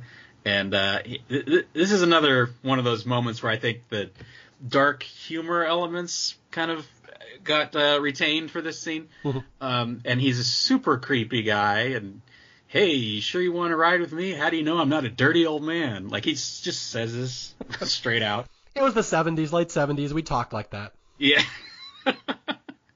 So, of course, she gets in, and they make their way down the road. And then what happens? And then, yeah, he says, hey, let's go. There's a cute little town over here called Potter's Bluff. Strangers love visiting Potter's Bluff. And she's like, all right. So he drives her to, like, his houseboat. And then he drives her up, and she's like, why are we here?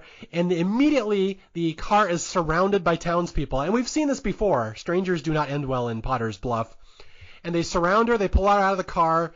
They all start taking pictures of her, as always. And they don't explain that in the movie, but that's so Jack Albertson, that's so Dobbs can reconstruct their face, right? He needs a template to look at. Oh, yeah, you're right. Yeah, see, they don't explain that. Yeah, I hadn't thought about that, but that makes perfect sense. Yeah, Dobbs needs lots of images when he recreates their face, because she's about to lose her face.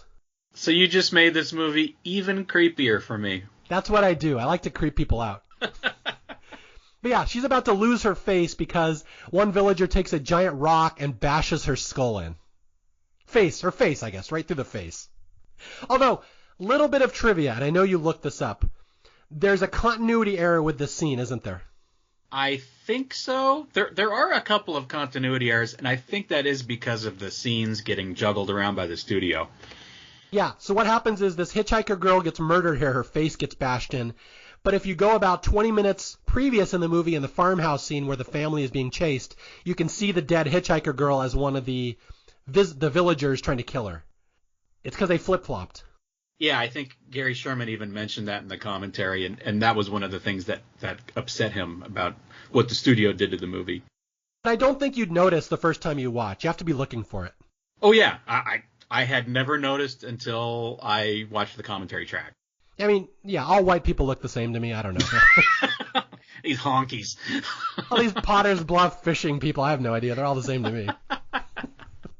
Okay, now we're going to get one of the greatest special effects you've ever seen in a movie. And this one's so good, people don't realize it's an effect. You know the one I'm talking about, the facial reconstruction? This is amazing. Yeah, this is a scene, even if you don't like horror movies, you should watch this one. And I will set it up and you can describe this one, because this to me is the standout scene in this movie. In fact, this is one of the best horror movie special effects I have ever seen. So this hitchhiker girl's face has been bashed in, and her body is wheeled over to Dobbs, and Dobbs sees her, and he's like, ah, so lovely. How could anyone mar such loveliness? And he says, my dear, I will make you beautiful again, even more beautiful than before. And now we get this wonderful time-lapse reconstruction scene. And I'll leave you to describe this one to people. Oh gosh, if I can remember exactly what happens. Well, first you see her, she's brutalized, she looks horrible. And then basically, yeah, it's time lapse. It's all these segued shots. And then she's a skeleton, right? Or it's just her skull. He has to pull off the skin. He peels off all the skin and tendons. Yeah, it's all green and it's it's pretty gruesome, but it's also kind of beautiful the way they did it. Well, yeah, I was going to say it's not as gruesome as you think it would be. It's done very artfully. Yeah, it's almost more science fiction than horror at this part. Yeah, so yeah, he peels off her skin and tendons. He basically has to reconstruct her like a plastic surgeon. And it's all done in time lapse. So it's really, really cool the way it's done. You see a 1 second here, 1 second here, how he's doing it. And what you're seeing is Stan Winston literally doing, those are Stan Winston's hands. You think it's Jack Albertson's. It's not. It's Stan Winston reconstructing her face exactly as Stan Winston would do it, building an effect from scratch. And yeah, he just reconstructs her face over time lapse over about 2 minutes. And it's beautiful. She looks absolutely gorgeous. He somehow does it. It's a really good effect. And you see him, he gets her face, her skin all stitched on, her hair, he does the makeup. She looks very realistic, except she has no eyes. So then he has to fish around inside her eye sockets and put in these fake eyeballs. Yeah, this is where you begin to think, oh yeah, that must be an effect. Yeah, that's a puppet. Okay, clearly that's a puppet. There's no way that's a human actress fishing around in the eyes. And then, I'm not going to give away the secret right away. We'll talk about it in a second. But then he, puts the eyeballs in. He closes her down. He says, there you go. And he kisses her on the forehead. He says, another masterpiece completed. Beautiful. And as he walks away, this corpse that he's been fiddling with sits up and turns right towards the camera and opens her eyes and looks at you. And you're like, oh my God, that's a real person. Yeah. And when I watched this the other night, the first watch, well, the first rewatch, I was actually sitting there and it's been a couple of years. So I was sitting there going, is that the actress or is that a dummy? And then, of course, it got to the eyeball part and I'm like, okay. But I was not prepared for when she sat up. I'm like, oh, God. It's so seamlessly done. It's amazing. Yeah, and I was going to point out, it's not a jump scare. This is not something that scares the audience. He's literally fiddling with a skeleton. He adds skin, he adds eyeballs, he caresses it, he does the makeup, and then there's a very quick, sneaky cut. You don't catch it because you're so engrossed in the scene where they wheel out the body, the dummy real quick, and they wheel in the real actress, and you don't notice it unless you're looking for it. And that's what makes this scene so unbelievable. And it had to have been so fast. I mean, we're talking about, 4 or 5 seconds where the camera pans up. I mean, they had to just haul and get her in there to do that. So that's why if you're not looking for it, it'll really catch you off guard. Yeah, and again, that is the standout moment in this movie. That is such a cool effect, and that is why Stan Winston was doing Jurassic Park, 13 years later. Because he pulled off that effect. That is really cool. And I got to give credit to Gary Sherman, too, for making that, that long, continuous shot. He's talked about he likes to do that kind of stuff, continuous shots as much as he can. That just makes it so much more impressive. You could have cut around that, and it would have been like, oh, okay. But to do that all in real time is something else. Yeah, and again, it's like Dobbs said, that is art. That is a really cool artistic shot in a movie that has no business having an artistic shot like that. Yeah. Yeah, they're going above and beyond. It's a really interesting sequence, and it's really fantastic. But that, to give away the plot a little more, that is the first time in this movie we've seen a dead body come in, Dobbs does something, and then the body sits up and comes back to life. So now we know Dobbs has something to do with this. There's some kind of reanimation. That teacher's whole lecture about the dead coming back to life is happening. And this is where the sheriff is going to be tipped off, because I think the sheriff has scraped off that skin sample on his car he got from the guy whose arm came off a while back, and it comes back from the lab, and the doctor says, where did you get this skin sample? And the sheriff's like, well, I scraped it off my car last night.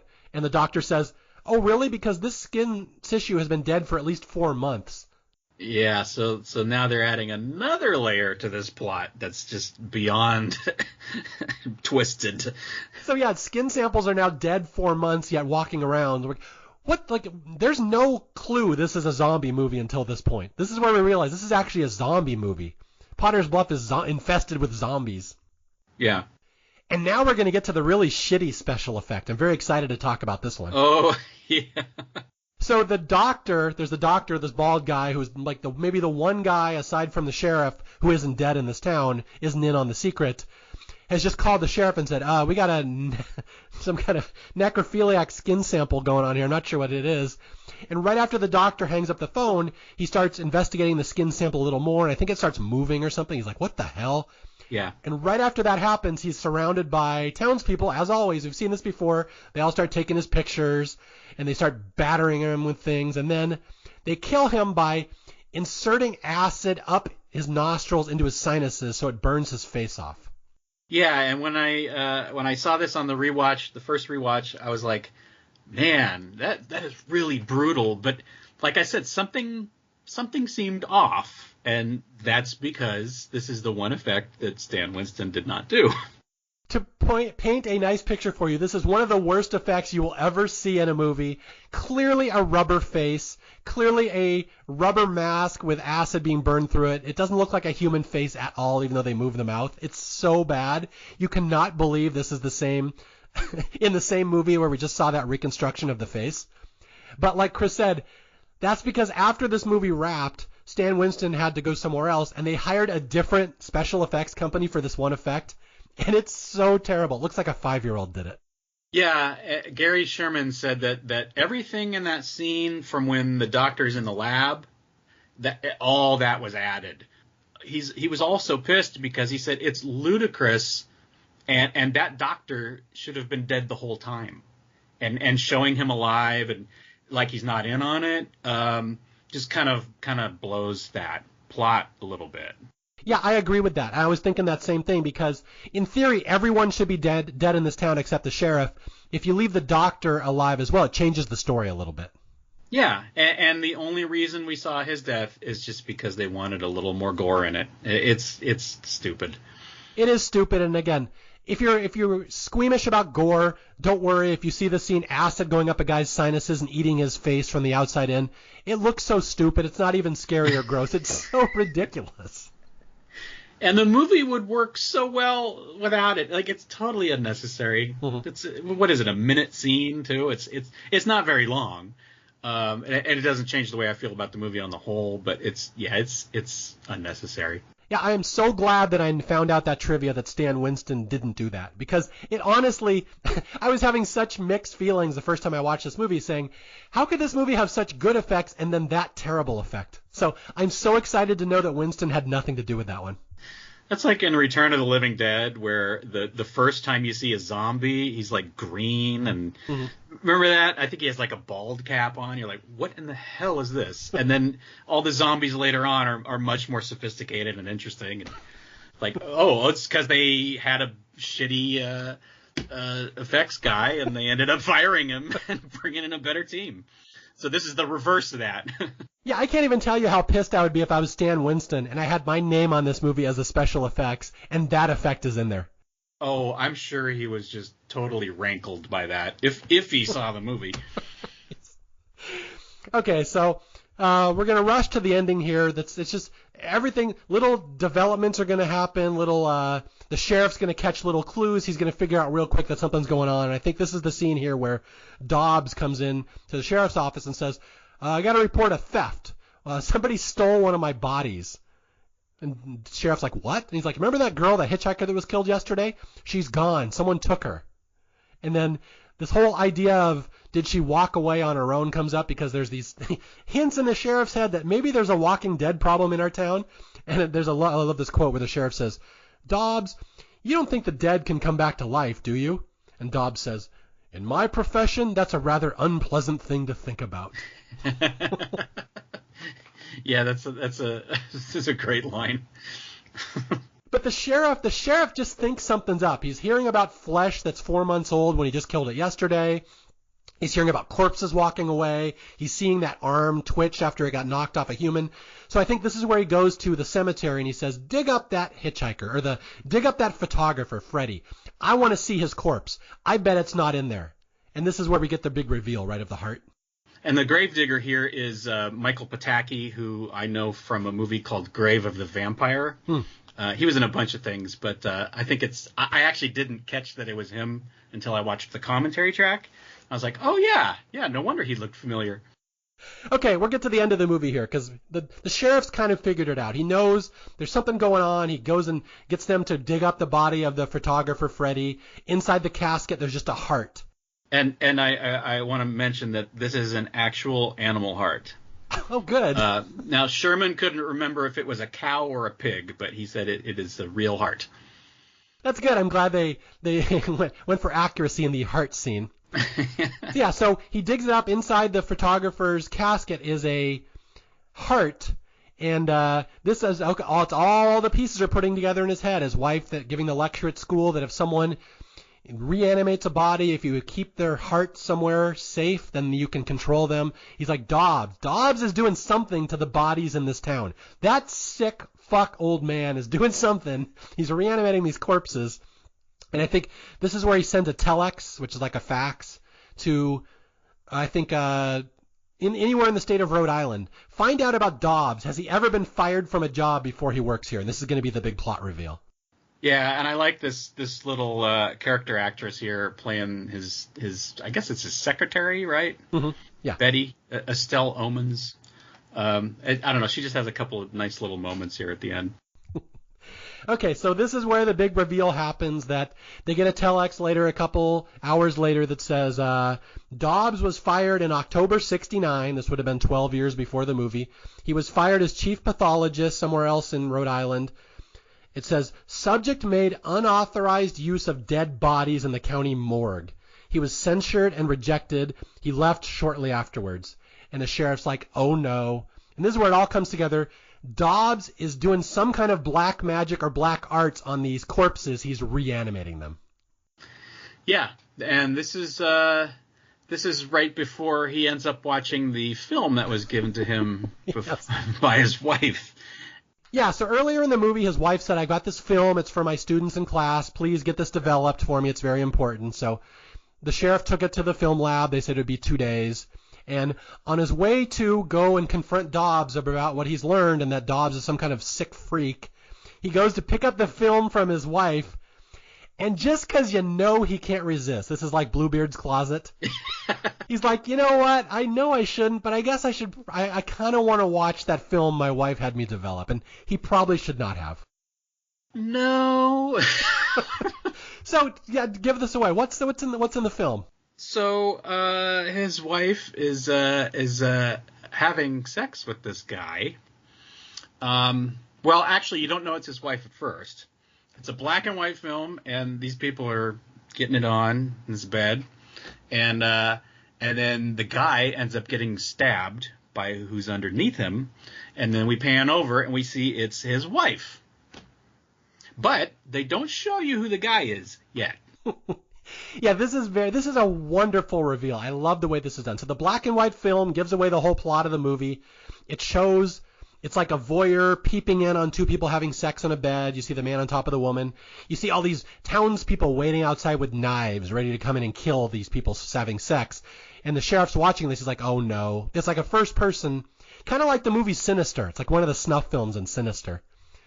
And he's like, oh, God, what is this? And then he sees all the villagers come in, and he sees the man get off the woman, and the woman looks right at the camera, and it's his wife.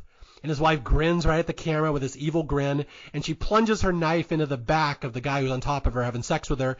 And everyone in the town starts coming in with knives to finish off. And the sheriff's like, oh, no, no. Everyone in this town's a murderer. And then they pan to the left, and we see Dobbs laughing, egging them on. And he's like, Dobbs, damn it! Yeah. I love how James Ferrantino just loses it at the end of this movie. And this scene, like, I can see some people maybe thinking it's a little over the top, but, I mean, how else is he supposed to react? Yeah, you don't underplay that scene. Oh, my wife is having sex with people and then killing them, and the local black magician who's reanimating their bodies is in charge of it. How do you underplay that? Yeah. How does Meryl Streep play that?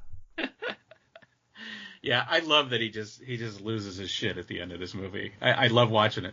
So he runs over to confront Dobbs because he's figured it out that there's a whole conspiracy in this town. They're killing strangers for Dobbs under Dobbs' instruction. Dobbs reanimates the corpses because he's some sick freak. I don't know why. And he runs over, and the first thing he does is he says, Dobbs, what did you do to my wife? why do you have my wife as part of your sick cult? He doesn't realize the bigger picture that his wife is actually dead. Yeah. This is where she wanders in, right? Well, yeah, first Dobbs says, "Ah, your wife Janet, my crown jewel, my very first, my seedling." I also love his line, "Call it black magic, call it a medical breakthrough, I'll take my secret to the grave." Yeah, the movie is very clever. They don't actually explain how he is reanimating these corpses. He just says, "It's a secret and I won't tell." I call him the abominable Dr. Dobbs. This part of the movie reminds me so much of Dr. Phibes. Yeah, fucking Grandpa Joe, man. Can't trust him. Yeah, you can't trust him. You can't. That guy will always lie to you, and he will steal your fizzy lifting drinks. I said good day, sir. Willy Wonka was right not to trust him. Anyway, yeah, so the final scene is in the mortuary, and the sheriff's there confronting Dobbs, and here's little frail old Jack Albertson just laughing and staring at him, and all behind him on the wall are all these videos and pictures of dead bodies and people being killed. And the sheriff's like, "Oh no, Dobbs, what are you doing? What are you doing?" And Dobbs is like, "They had to be disfigured so I could make them beautiful again. That's my art."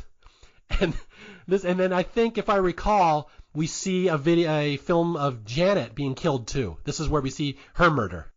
Yeah. Yeah, so this is where the sheriff learns his wife is dead and has been reanimated, and he's been sleeping with a corpse for who knows how long. Yeah, and then she wanders in, right, and says, "Dan, I'm dead. Please bury me." Yes. There's so much going on in the scene, but yeah, the short version is the wife is there. Dan's like, "I love you," and Dobbs is like, "Oh, don't worry about it. She's dead. She can't hear you. She doesn't understand anything." And he's like, "No, she's not dead. Look at her. She's just like normal." And Dobbs is like, "That's what I can do to them. I can give them selective memories." And he's like, "Because I like you, Sheriff, I gave you a gift.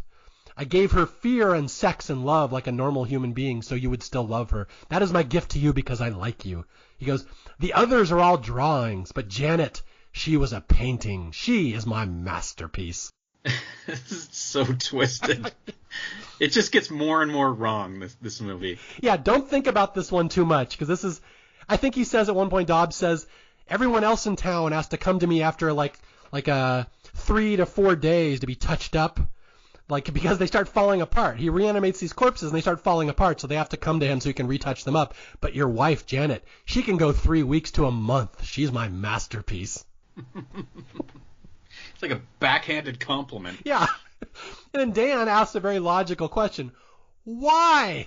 Why do you kill everyone in town and then reanimate them? And Dobbs is like, "Because when people are dead, they don't get sick, they don't age, they retain their beauty, and I can keep them beautiful through my art." Which is, to be honest, that's not a bad motive for this crime. If you had to pick something. If I had to pick, that'll probably hold up in court. I mean, dude's an artist. Like, what else is he? He's like Bob Ross. Like, what?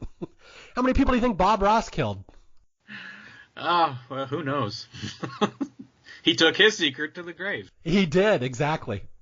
But yeah, Dobbs is like, "After I work on these people, they look so good, so healthy, that I can't bear to bury them. They're even more beautiful than the living." Anyway, yeah, so we've entered a realm of this movie being fairly twisted at this point. Yeah, and I mean, it gets twisted right up until the very last shot. And you go, what? I actually forgot this ending. Yeah, the ending's good. I was going to say it's really good, and I forgot it too. It's because this movie has a couple twists that you forget there's one last one on top of the other twists. Mm-hmm. Okay, so Janet is there, his wife, and she's like, she starts talking to him. She's like, "Dan, what are we going to have for dinner?" This is kind of a funny scene. She's like, "What are we going to have for dinner tonight? We can have pork chops, or we can have steak." And he's like, You're alive. She can't be dead." Dobbs like, "Oh no, trust me, she's dead." And then he shoot her. He shoots his wife, right, just to test that she's really dead.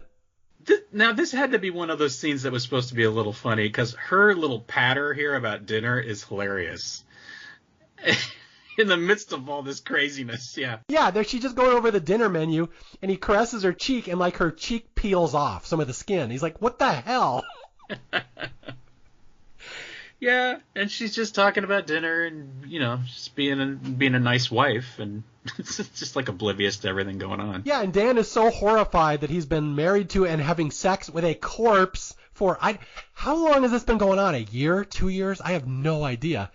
And Dan's like, no! And then he shoots his wife because she knows she's dead, and he shoots her 4 times, and she doesn't die. She just looks down. And she keeps talking about dinner, right? Yes, the pork chops. She wants to talk about the pork chops. It's like Pulp Fiction, the blueberry pancakes. Like, shut up about the pancakes.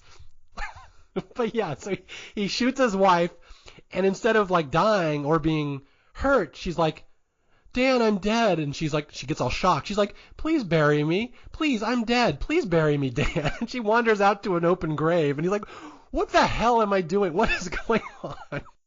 Yeah, this is just beyond twisted at this point. And then, of course, he does the one natural thing is he turns and shoots Dobbs. Dobbs has to die. Grandpa Joe, sorry. It was his time. Yeah. This is for Mrs. Bucket. This is for stealing fizzy lifting drinks. That's your punishment. The first bullet was for the fizzy lifting. The second was for for Mrs. Bucket, just their general labors. The third is the family was buying your tobacco, you freeloading fuck, and you were laying in bed. So anyway, he shoots Dobbs. So Dobbs collapses and dies. Although, if I recall, Dobbs right before that says, please shoot me. Let me join my children. Let me join my army. Yeah, I think he does. Yeah. So yeah, wow, I still got a page of how twisted we're going to go in this movie, and we're already pretty twisted. So Dan goes outside the sheriff, and his wife is trying to bury herself because she's like, I'm dead, I need to be buried. I'm dead, I need to be buried. So he holds her hand, and he starts piling dirt over her, helping her bury herself, because that's all he can really think to do because he loves her. And in the commentary track, David Gregory mentions that this is a lot like Death Dream, Bob Clark's Death Dream, which is another fantastic horror movie. But yeah, it's kind of similar. Okay, so he's helping bury his corpse wife. Dobbs is inside. He's been shot, but Dobbs raises himself up and slowly wanders over to his embalming table. And this is, I wish at this point in the movie, Jack Albertson would have said, look at me. Look at me. Up and about. Up and about. I haven't done this in 20 years. So you think you should have done a big dance number here? Can you imagine? We should do the extended mix cut where we splice in his dance with Charlie here. Oh, it's got to happen. Oh, man. I'm telling you, unofficial sequel to Willy Wonka is this movie. Good morning. Look at the sun. So evil Grandpa Joe pulls himself over to his embalming table. First, he turns on his big band record because his music has to play when he's doing his art. Then he pulls out a makeup kit and starts putting lipstick on himself, which, you know, that's literally probably the last scene Jack Albertson ever filmed in his life is him putting lipstick on himself, which is a very sad ending to a very distinguished career. Yeah, that would be very weird. And then he injects himself with embalming fluid. He jabs these 2 needles of embalming fluid into his abdomen and starts pumping himself up full of embalming fluid. Now, this does lead to a question. Was Dobbs dead all along? Or, like, was he actually alive until this moment, or was he already dead? I felt like I thought he was alive. It's possible. It's possible this is, like when he's saying, please shoot me, let me join my army of children, maybe he's telling the truth. He wants to be dead, and this is his final moment, and he knows how to re-inject the embalming fluid and reanimate himself. So it's possible he was alive until this moment. Yeah, it's very ambiguous. I'm not sure. Next time I watch it, I'll have to think about that too. But I kind of just assumed he was alive, and he was being earnest when he said, I want to die. I don't know. Yeah. Just something to think about. This movie raises many interesting and disturbing questions. Yeah. Also, I wonder somehow if we can blame Slugworth for this. It sounds good to me. All right, so, okay, here we go. The end of the movie. Because there's still more to come. There's still more twists coming up. So Yep. Dan has buried his wife, and he's sobbing. Because, again, he's the only one who's alive in this town. He's trying to figure out what kind of hold does evil Grandpa Joe have over this town. What has he done? And as he's burying his dead wife, who's still alive, by the way, who's still talking to him and probably reeling off the dinner menu. The rest of the town comes over to offer condolences, and they pat Dan on the back and they put flowers down on her grave. Yeah, so everyone from town is there. They're all patting Dan on the back. They all say, "May she rest in peace, Dan," and they all lay down flowers. And as he's looking around, this is where it starts to dawn on him that everyone in this town is dead, just like his wife, because they're all here. They all know what's going on. They're all patting him on the back. And he sees the doctor. He sees the innkeeper. He sees, like, the waitress. He's like, oh, no. Oh, no. Everyone here was dead. Every one of you people was dead this entire time. And, like, even the blonde girl at the start, the killer, she's like, be happy for her, Dan. And then we get, of course, what you know is coming next. They all take pictures of Dan, and they start pummeling him. Yep. And there's another twist here, too. That's not the end of it, even. We're not done with the travails of poor Dan yet. That he screams, no, not me. You're not going to get me, you sick bastards. You're not going to kill me. I'm not part of your little game. And he runs inside, and he runs back to Dobbs.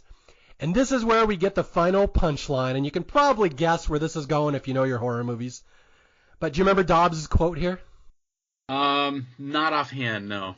He says, Dan, there's one more thing you should know. By the way, Dobbs is alive again. Dan has shot him, but Dan is alive. I guess Dan was probably kind of expecting that. Oh, yeah, Dobbs is back alive again, of course. Dobbs points up to the screen, and now we see the rest of the movie that we saw that he developed earlier, where everyone was killing, where all the townspeople were surrounding the couple in bed, and his wife stabbed somebody in the back. And again, they don't beat you over the head with this ending. You have to think about this a little bit. What do we see now is the actual ending of that movie? Well, the man that was having sex with his wife was him. He was the one that was stabbed. She killed him in the film. So he is dead. He's been dead this whole time, and we know because he raises his hands up and they start decomposing. That's the last shot of the movie, his hands decomposing. Yeah, okay, let me put that into perspective for you, because this movie does not beat you over the head. It's like, okay, here's a twist ending, think about it for a second.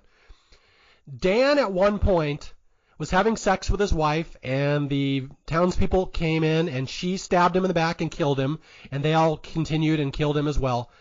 So Dan has been dead for, I would assume, this entire movie. I think so, yeah. And Gary Sherman pointed out in the commentary that this was far before The Sixth Sense. Spoiler alert, if you haven't seen The Sixth Sense yet. But I don't know. Were there other horror movies before this that did use that trope? That's really interesting. I cannot think of one off the top of my head. There's got to be a Twilight Zone somewhere where someone was dead. Yeah. Occurrence at Owl Creek Bridge, but which isn't technically Twilight Zone, but they showed it on there. So I guess that would be a precursor. Yeah. So this gets way more demented the more you think about it. That Dan has been dead this entire movie, and Dobbs has said earlier when someone gets reanimated, I can give them selective memories. So because Dobbs liked the sheriff, he gave him a memory of being a sheriff. Oh, you like to solve crimes, you like to help the village. I gave you that memory, so you're still following your rote instincts. So Dan has been dead this whole movie. It was all thrown into flux when that photographer at the start didn't die. Dan had to investigate that. So Dan kind of unraveled this perfect little society Dobbs had created for himself with all zombies, just as creations of art walking around that he was like their father. So Dan's been dead the whole movie, and as he looks at the camera at the end of the movie, his fingers start to decompose. He's like, oh my God, I'm dead. And Dobbs just says, come, Dan, let me fix those for you. I forgot about that. And that's the end of the movie. We just fade out. And I'm like, my God, what a twisted little masterpiece of a horror movie that, once again, made $200,000 in box office. It's just astounding, isn't it? I don't get it. This has so much going for it. And it's more twisted than I remembered. And I've seen it like 4 times. I think it's one of those movies where every time I see it, it's just going to be like, oh, yeah, wow. I forgot how jacked up this is. Well, a lot of that's because you have to think about it. Like it's twisted enough just watching it, but the premise behind it and the discussion it raises afterwards are like 10 times more twisted. And that's so fun. I love horror movies like that. Like, oh my God, this is an even sicker movie than you think it is. Yeah. Yeah, there's a lot going on in this movie. I think it's very rewarding, very bleak, but you could even pull out some themes in here too, if you wanted to. Well, yeah, like I said at the start, it's basically a Scooby-Doo mystery. That's how it's played for half of the movie. It's like, the gang is in town trying to figure out this murder, and the town is a little off, and they pull off the mask. Oh, it's Old Man Dobbs at the end. Like, it's literally like a R-rated horror Scooby-Doo mystery. And like I said, it's a Scooby-Doo mystery with eyeball trauma. And I like how Gary Sherman said that this whole movie is basically amounts to Dobbs' puppet show. He's running everything, and it's just this like sick, demented, diabolical scheme. Yeah, and again, it's another one of those movies where the bad guy wins. And I love horror movies where the bad guy wins. Although, admittedly, well, I was going to try to make a defense where Dobbs isn't the bad guy. Never mind, that's wrong. He's killing people. Of course he's the bad guy. Yeah, I want to hear that rationale. I don't want to get canceled, so I'll stop that one. But what I love about this movie, there's so many things I like about it. I love the setting, I love the ambiance, I love the music, I love how restrained it is, I love the special effects that aren't the guy getting acid up his nose. But I especially love that that's Jack Albertson in this role. That is not what you'd expect to see Jack Albertson playing this role, especially the last role of his lifetime. Like, it's such a weird little niche movie just to have on his resume. This happens to so many veteran actors at the end, near the end of their life or in their later years. They end up doing these genre movies, and sometimes they're really great, sometimes they're not. But I see this happen so much, but the first time I saw this, it was jarring. I mean, to grow up with him as Grandpa Joe, and to see him in this. I didn't know he could do this and sell me on it, Yeah, he's great. He's so good in this role. He's so creepy, yet kind of lovable at the same time and eccentric, and you kind of enjoy him. But, like, man, his plan is one of the most twisted things I've ever seen in a horror movie. Yeah. Now that you mention it, at no point in this movie did I think, I don't like this character or what a bastard or, like, isn't that weird? Is it because it's just Jack Albertson, I guess? I like him more than Grandpa Joe. I'm saying Dobbs is a greater human being than Grandpa Joe. Oh, Jesus. I mean, Mrs. Bucket never had to clean up Dobbs' piss-crusted bed. Am I wrong? Come on. You do have a point, I guess. Yeah. But it's funny you say that a lot of well-respected veteran actors kind of change and go into genre stuff at the end of their career. It's funny you say that because I was just reading about Lucille Ball, how, I Love Lucy, one of the most beloved actresses, very well respected of her time. At the end of her career in the 80s, she did another sitcom called Life with Lucy. Oh, yeah, I remember that. Yeah, which if you've ever seen it, is one of the saddest things ever. It's so jarring watching a 75-year-old trying to do slapstick physical comedy like she used to do 30 years ago. Yeah. And I've seen a lot of people saying it was so jarring to see Lucy trying to do what she always did, like. And I know it broke her heart that people didn't accept her, that show flopped. But, like, can you imagine if Lucy had gone the other way and played, like, some chain-smoking, foul-mouthed villain in some horror movie or some drama? Like, or she was on Golden Girls just throwing down insults to each other. Like, wouldn't that have been such a cool ending to see Lucy at the end of her career where she does something else like Jack Albertson did here? That would have been pretty amazing. Yeah. But that's why it's an example of where it doesn't work if you just do the same thing over and over and over and stay in the same type of role. And Jack Albertson went this other way, and he pulled off this amazing, unbelievable performance in this little-known horror movie that everybody should see. Chuck Connors did that, too. He did several horror movies. He did Tourist Trap. Yeah, and The Mad Bomber and a couple. That's not so much horror, but I guess it is. He did a couple movies like that, and I've seen him, and he's good in all of them. Because he's got that gravitas, And these are good actors. They could do anything, Yeah. So God bless Jack Albertson, such a wonderful actor. And again, I feel bad we're taking digs at him in this podcast, but we're not. We're taking digs at Grandpa Joe, who was a bastard, admittedly, and he should feel bad for what he did to the Bucket family. But Jack Albertson was unbelievable. I love that guy. Yeah, I think our love for Jack Albertson is clear. I mean, rest in peace. Until he's reanimated by Jack Albertson. Yeah. Well, he could have been. I mean, how do we know? He might be walking around somewhere. He might have died like 4 years before Poseidon Adventure. He might have been dead in that. We don't know. And Gary Sherman also points out that how weird it is that Jack Albertson's first role was A Miracle on 34th Street, and then he ends his career with Dead and Buried. I mean, it's full circle, I guess. Wow.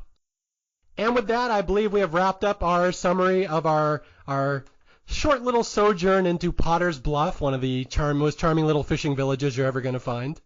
Hopefully we did justice to it. I hope people will go seek it out now and look for it. Again, it's on Shudder. It's easy to find. It's really not that unpleasant. The eyeball scene accepted. Other than that, it's a pretty tame little horror movie, I would say, other than the implications, as they say. I would actually say this might actually be a good movie for people who aren't sure about horror. Like, kind of like The Changeling, that kind of, it's a similar tone to it. Obviously gorier, but I would recommend this for people who aren't sure, especially if they want to watch old horror. Because this movie just has a certain, I don't know, gravitas to it, and the way it's shot and everything, and the way it looks, and I'm always looking for horror movies like this with this kind of vibe, and I really think this is a special one. Yeah, it's just got a feeling. There's a feeling about this movie. You know what Potter's Bluff smells like. You know what it looks like. You can just tell this place. It's a little off. It's a little evil. And again, it's more creepy than it is downright scary. And I will always take a movie that I'll watch and think about for a while and rethink about it for a while and go, man, that was creepier than I thought. Just movies that stick in your head, to me, are way more, admirable than one that just hits you with jump scares that you forget 5 minutes after it's over. Like, you don't forget Dead and Buried, and that's the highest compliment I can give. This one has a ton of atmosphere, has a lot of people with a pedigree in it, and it really gets under your skin. Like, even from that first time I saw it at the Arrow Horror-thon, I just never forgot it, Yeah. And also, if you ever wanted to see Grandpa Joe get shot, there you go. Look at me. Good day, sir. That would have been great if Dan, the sheriff, had said that after he shot him. I said good day. Oh, yeah. Okay. Anything else you want to add before we sign off? I know this is like a 2-hour podcast, which shocks me because I don't think there was 2 hours worth of material here. But anything else you want to add? No, I think we hit everything. Yeah. No, I'm good. Okay. Well, once again, thank you for joining me. And I just want to wish everyone happy Halloween. Hope you enjoyed this episode. Really, go seek out this movie. This could not deserve more love. It should be right up there with like The Thing, The Fog, Halloween, Nightmare on Elm Street. It's right there in that same era, and it should be just as well known, and it just isn't. Anyway, again, my name is Mario Lanza. This is Staff Picks. If you need to reach me, you can reach me at staffpickspodcast@gmail.com or on Twitter @MarioJLanza. And until next time, I'll be out there searching for more movies that deserve more love, and I'll try to find somebody interesting to come on and talk about them. I'll talk to you guys later. Stay away from Potter's Bluff. Bye.